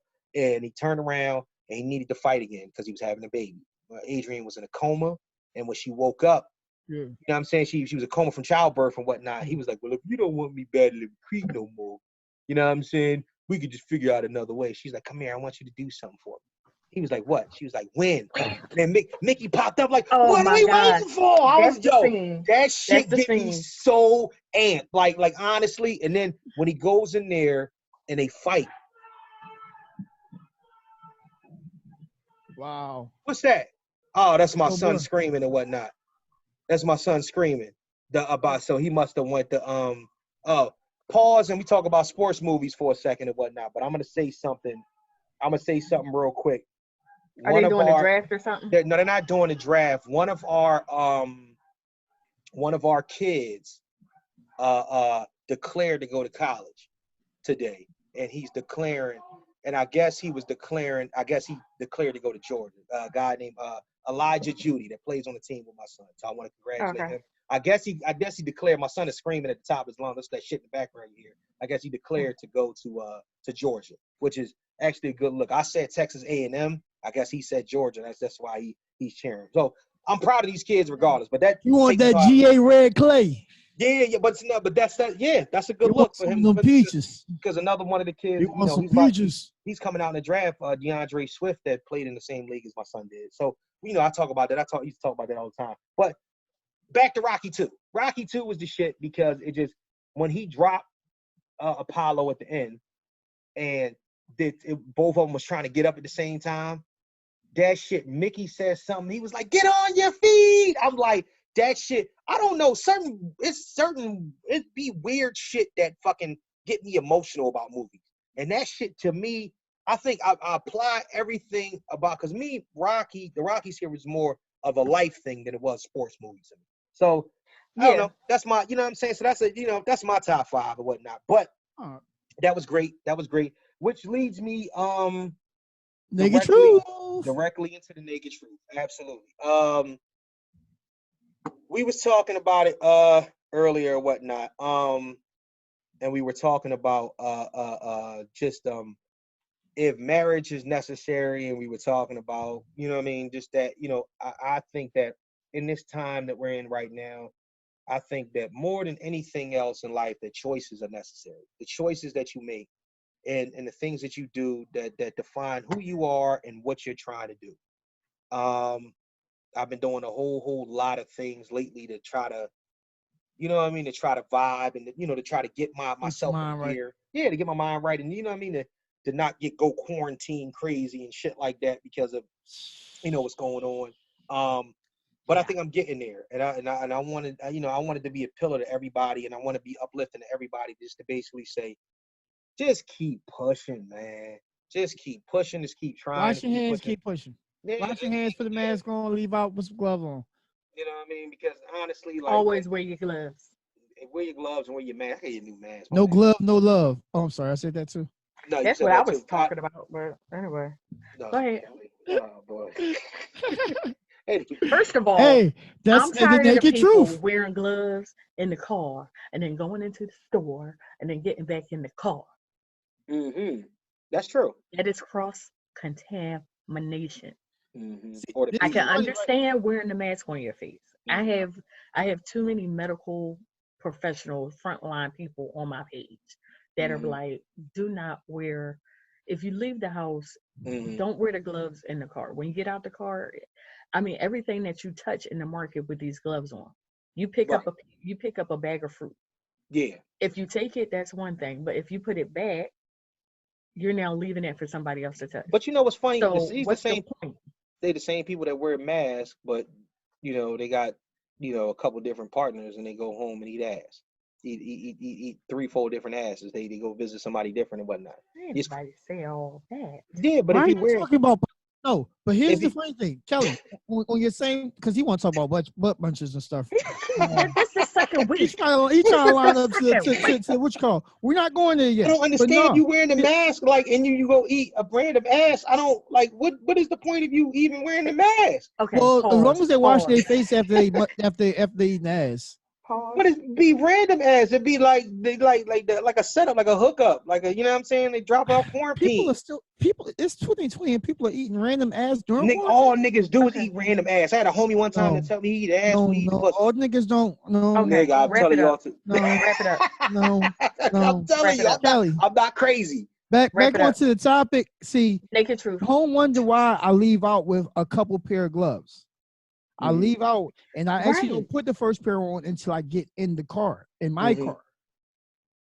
But when I go to the gas station, once I'm pumping my gas, because I still have gloves on, they go into the trash. Don't put them back in your car. Yeah, I mean, I get back in my car. Yeah, I mean, put another pair of gloves on for whether I'm handing something to somebody. Yeah, I mean, going like when I go to Rite Aid, don't just put one pair of gloves. That's almost like, in which, unfortunately, and I hope niggas are still not doing this. I remember niggas doing this in the 90s. I remember certain niggas, because I know certain niggas do this. Don't say it. No, don't do that. Don't say it. Yes. No, because I knew where you was going. No, we're not doing that. I knew where you was going. Yes, I know Negroes who do this. Reusing. I'm talking about, we'll put the joint back in the wrapper and put the joint in. Listen, I know I'm not gonna put his name out there, who put it in a sandwich bag and put it in his pocket, went to the next chick, you know what I mean, crib, and re-rolled it on, you know what I mean, and left When he went in the bathroom, this nigga rinsed the condom out and re-rolled the bitch up and put it back in the wrapper and put that bitch in a sandwich bag. Yo, this nigga had the same condom for like 3 days. Niggas is disgusting. Niggas is disgusting. I was like, my nigga, he like, listen, man, I'm protected. But that's exactly like I've posted that because one of my medical professional friends posted that. It's like if you get in the house, if you leave the house and you have a pair of gloves on and you come home with that same pair of gloves on, that's like reusing a condom. That is. I seen a chick come out of like you now you can walk up. Some places we have fast food where you can like walk in and still get your food and walk out. I seen her come out the joint and get in the car and eat fries with the gloves still on. Like think about it. What you doing? These people are stupid as shit. What are you doing? Yo, I stupidly caught myself trying to roll up with the gloves on the other day in the car. Like, you bugging. Take the gloves off. Yeah, something wrong. But I mean, think about it. You in the store. Say Shannon called. You got the gloves on, right? Right. You protecting yourself from all the germs, right? Yeah. But Shannon called you. Mm-hmm. So you still got the gloves on, and you pick up your phone. Now you're touching your phone. Stays on surface, contact surface. 12. You're touching your phone. Phones are the dirtiest shit. What happens if you don't have your Bluetooth, or you don't have your some AirPods to put in? An nasty ass phone to your ear and your mouth, and your face, and your eyes, and all in your face. All going right in. So that's a Corona money shot right there. That's a Corona money shot. That's the Corona jizz on your face. Corona money shot. We got your ass now. Coronavirus. Okay. But it's that time. And now. Oh, and now. It is time. Close the door and turn off the light. Click for Tales from the Industry, featuring All Dot Rider. What you got for me today, Jimmy? All right. Well, as already, spoken in episode 26, we're going to continue on of my introduction, you could say, of how I came into the industry. My transition from, dealing with the agency to actually hitting the show scene, or as we called it, the nigga circuit.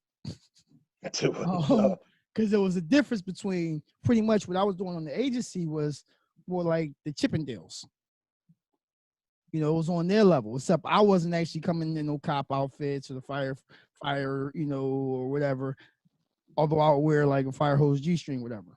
But sagged them off. So I met a female dancer down South Philly on my way to the gym. She introduces me to, basically we started dealing. She told me what the guys are dancing on Thursday nights. This is back in, I want to say 97. They were dancing at Princess Lounge, 15th and Fairmont at the time. So go through, end up not being enough ladies for them to have a show. But I met Soul Controller at the time. I met a guy named Silk and a guy named Chino. So they put me on to a place, another show. They actually took me down in the ride with them, me and my homie. We went down to the spot down South Philly, Capricorns. It was down 17th and Wharton at the time. Casanova was having a show there, and this was one to two. You might as well say it was two banging ass Thursday night spots. But it was like two different. It was a couple different cliques, but certain motherfuckers went to one spot, other motherfuckers went to another spot. So this was quote unquote mostly the B niggas, but there was a couple A rank niggas who went to this spot down South Philly. I didn't know that. I didn't know. Understand a lot about the game. So we listen to my music, listen to this shit. I ended up dancing off of one of the Soul tapes. One of his joints, I'm like, yo, the joints broke up, it's chipped up, cut up nice, this, that, and other. Plus, his joints, I know they bangers. I can rock out to this joint. Cool. Right. They asked me about outfits. And I break down, at this time I'm dancing up, literally, I'm most time in some nice long street button up, with different designs on the muscle shirts, some dress slacks, and these dumbass Tommy Hilfiger boots, and love a secret G-string, either the fire hose or the elephant trunk. You know what I mean? So my shit ain't put together, and I get here and watching niggas, and I'm peeping niggas, and niggas got sequins and cut out chest parts and cut out ass parts and straight chaps and, tearaway pants and patent leather and fringes. And I'm like, what the fuck is this faggot ass shit? Oh my God. Can't say the F word. You can't say the F word. I'm sorry. What is this gay ass stuff? Whatever. What is the unnecessary stuff you got me trying to wear? But no, this is, I mean, this is before I even, they like, no, you gotta, so crazy shit is Silk, like, well, you need to wear an outfit like one of these. He's like, I got a couple different joints, try, see what one fits you. All of them, honestly, are too big for me. But they're not even his outfits, as I found out later on. They're another dancer's outfits who he's still borrowing from. They don't even fit his ass right, but he's taller and he's heavier than me. I'm short and cut up like a bag of dope. So I ended up putting on, I think, this silver joint, those full pants. You know what I mean? And you know what I mean? White fringes on the side, Oh, not the fringe. Yeah, the white fringe. There's some silver, some silver pad leather joints. I mean, silver pad leather pants. Breaking Electric Boogaloo. Long sleeve jacket with like a retarded heart or something cut out in the middle or something. You know what I mean? And some other fringes down the arms. Thank the Village people.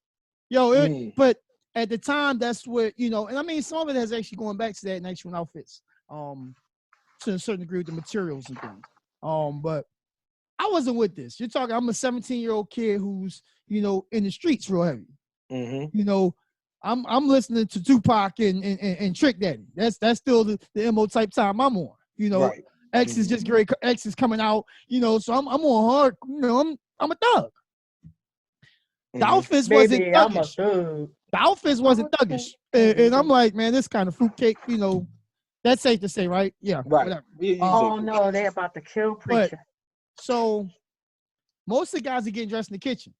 They tell me I get dressed in the bathroom. This bathroom is,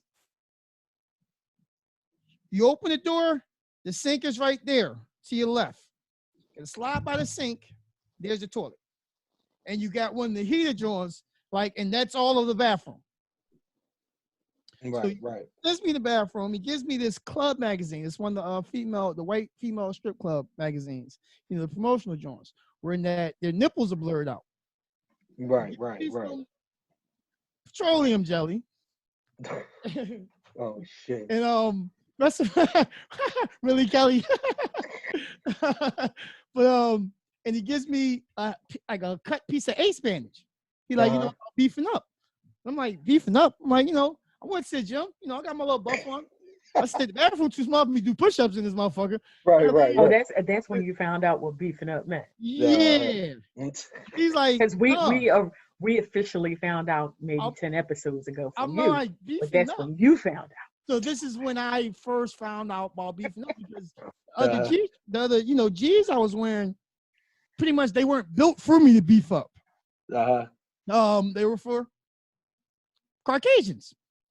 Oh my God! You can't say that. Just when I think you can't be more offensive, he does it. What do you mean? That's what they were made for. Because they were. Not all of them. That's just fact. That's just facts. That's just facts. Not all of them. That's just facts. But no. Who were you? Wasn't they? Wasn't it? How many black? It wasn't a lot of black male dancing. So they weren't made for black men, because black men weren't really dancing. They, those people who made that were dealing with male white guys who didn't worry or know anything about beefing up. Right. Well, long story short, I have the embarrassing fact of trying to masturbate to get blood in my penis and try to tie off at the base with this piece of ace bandage and not make a knot, so I'll be able to untie this shit. Oh my God. And I'm in the bathroom wearing that. I'm not even a big guy, but I got issues with trying to turn around it. I literally got, I got darn near the sink on my butt cheek, no homo. You know what I mean? While I'm standing over the toilet. So I ain't got a lot of room. I get decent work. I figure I tie off decent enough, whatever. I didn't. Put my pants on, come out to perform. I feel almost before I even come out that I'm starting to lose blood. But come out, rock, I'm doing my thing. They feeling me, but back then I wasn't shaving it at all. I look like Wolverine. My pits and pubes can be braided and got braided at times. Actually, when I went back the next week, both of them were braided. That's just how I like to fast forward to the end of the story. We're speaking late 90s. We're speaking late 90s. Jesus Christ, man. So what happened? What happened at the end? Funny thing. All right. So, but they digging me, but I'm nobody, so I'm not really making no money, be honest. Mm-hmm. I'm getting a couple little tips, but take off my top, keep rocking around. At this point, I know my dick is soft as hell, so I don't want to take my pants off at all. I don't want to take my pants off, because we just got, spaghetti, flapping around. So we don't want them to see it. I don't want them to see that shit. Especially, I know niggas, no homo at this point. Niggas that came out beefed up or whatever. Some niggas, just before I knew anything else about, niggas doing different tricks and shit. But other niggas is up and, I ain't up. So that's not a proud moment. It's an embarrassing moment. Right. Put your glasses on, adjusting your glasses on. Yeah. So Pistol Packing Pete is MCing my set. He knew me from. Oh my God, I haven't heard that name in years. And Pete still dances still. But Pete's MCing. Pete knows me, so Pete's on the mic. Yeah, pass off this, that, and other. So again, this is tearaway pants. So I reach from the bottoms to let the bottoms loose up to the knees on these joints, and I'm still rocking around. Trying to. Fortunately, the pants are loose enough so they can't tell that I'm not hard, but. It's also, they can also tell it to them, it ain't shit there. So that's not helpful on my behalf either. Right. When I finally, want to take my pants off, I rip them up, I spin into a split, hoping my back to them that they don't see that I ain't all the way up because it's damn near the end of the song. You're just trying to make it to the end of the song. And he states, he's like, damn it. He's like, shit. Girls around the way usually call him Captain Dick. Unfortunately, today we're going to have to call him Captain Limpy. Oh, wow. That was petty. Hold the fucking phone. Wait a minute. That was a little petty. That nigga said. On the mic. And again, this was the hothead firecracker. Always not give a fuck, Leo Allen motherfucker. Not today. Set was over because I was trying to hop over the bar to get at him from one angle. And you got two dancers busy trying to, pull me back. Oh, you was trying to whoop his ass. My brother, Mike, happened to be with me, as well as my other homies who, quote unquote, was dancing for some agency, whatever. Boy wasn't really, he was there. Mike busy trying to get across the bar the other end. The owner trying to keep Mike from getting, because Mike like, fuck it, my brother on his ass, I'm on his ass. So you was trying to whoop his ass while I was trying to fuck him up with that. I was great fuck him up. All right, so let me wrap this up. The moral of the fucking story is I got you. Go ahead. Long story short. Right. We ended up rapping, they calmed me down, this, that, and other. We rapped. I made $37 my first night on the show. Me and Pete rapped later on. He apologized. He even apologized on the mic. Yeah, I wasn't really hyped, but him, Silk, and Soul were influential with me sticking around. I got with a group that Silk was a part of that ironically at the time was named the Rough Riders. Oh, okay. My dance name was something else, which we'll name anonymous right now. Oh, shit. My second name. That'll be the next story. We got to hear the original name. But I rocked out with that group for about 3 months. They wasn't doing nothing. I left the group. I took the name. Okay. I met Erotico, and he told me to stick around. And Erotico, the headbanger from Baltimore, if anything, shout out to him, baddest motherfucker entertainer in the land. And he helped me to become who I am. Him, the law man in this game. Boom. And that has been another tale from the industry. And the moral of that story is, don't try to fight a nigga when you're partially naked. Nigga, you try to whoop his ass. Listen, I didn't give a fuck. I didn't give a fuck. That's just as bad as calling somebody and asking them about somebody else's trick. Listen, and the crazy shit was, you gotta think, and this was 97. Pistol Packing Pete would been pretty much already a solidified legend. He's one of the originals, and that he's still around. And when Pete does come out, and he still make motherfucking money. Pete still cash the fuck out when he come out and dance. That's one Gotta thing love talk about that man. And I wouldn't doubt Pete like 60 something, then it's 70. So the next story we're gonna talk about that original name. Because I'm gonna keep asking. No, it's not the original name was Hank Nasty. I'll say the original name. Okay. Hank, but right before I'm glad you changed that. Yeah, you ain't just gonna slide that in there, act like it. Listen, my childhood family, it's covered now. You know the brand was arm. Hank. Yeah, we know. Yeah, but Hank Nasty. And I was just a nasty motherfucker. Listen, this has been another great episode. Hold on. Episode 27. Say word. Yeah, we gotta close out with a little bit of baby face on the back end. But the one thing that I would like to this is my shit. Hit us up. But they gotta hit us up. You gotta let them know where to hit us up at though. Yeah, let me give them the rundown of everything that I gave the rundown from in the beginning. Gotta get to them again. Shout outs definitely to the Spotify, to the Apple podcast, to the Google podcast, to the Anchor, and the other DSP listeners and the watchers and the viewers on YouTube. Get with us on Instagram at Mr._Know-It-All pod. No, Mr._Know-It-All_pod. That's on Instagram. Listen to that. Yep. You know what I'm saying? The second one is the correct one. Then on Facebook, it's the Mr. Know-It-All the Mr. Know-It-All podcast fan page. Fan page. Please get with that one. That's one of our biggest groups right now. And please send us all of your suggestions, stories, and fuckery. And if you need some advice as well, over to Mr. Know-It-All pod at gmail.com. That's Mr. Know-It-All pod at gmail.com. And thank you all. This has been a great episode. I appreciate it.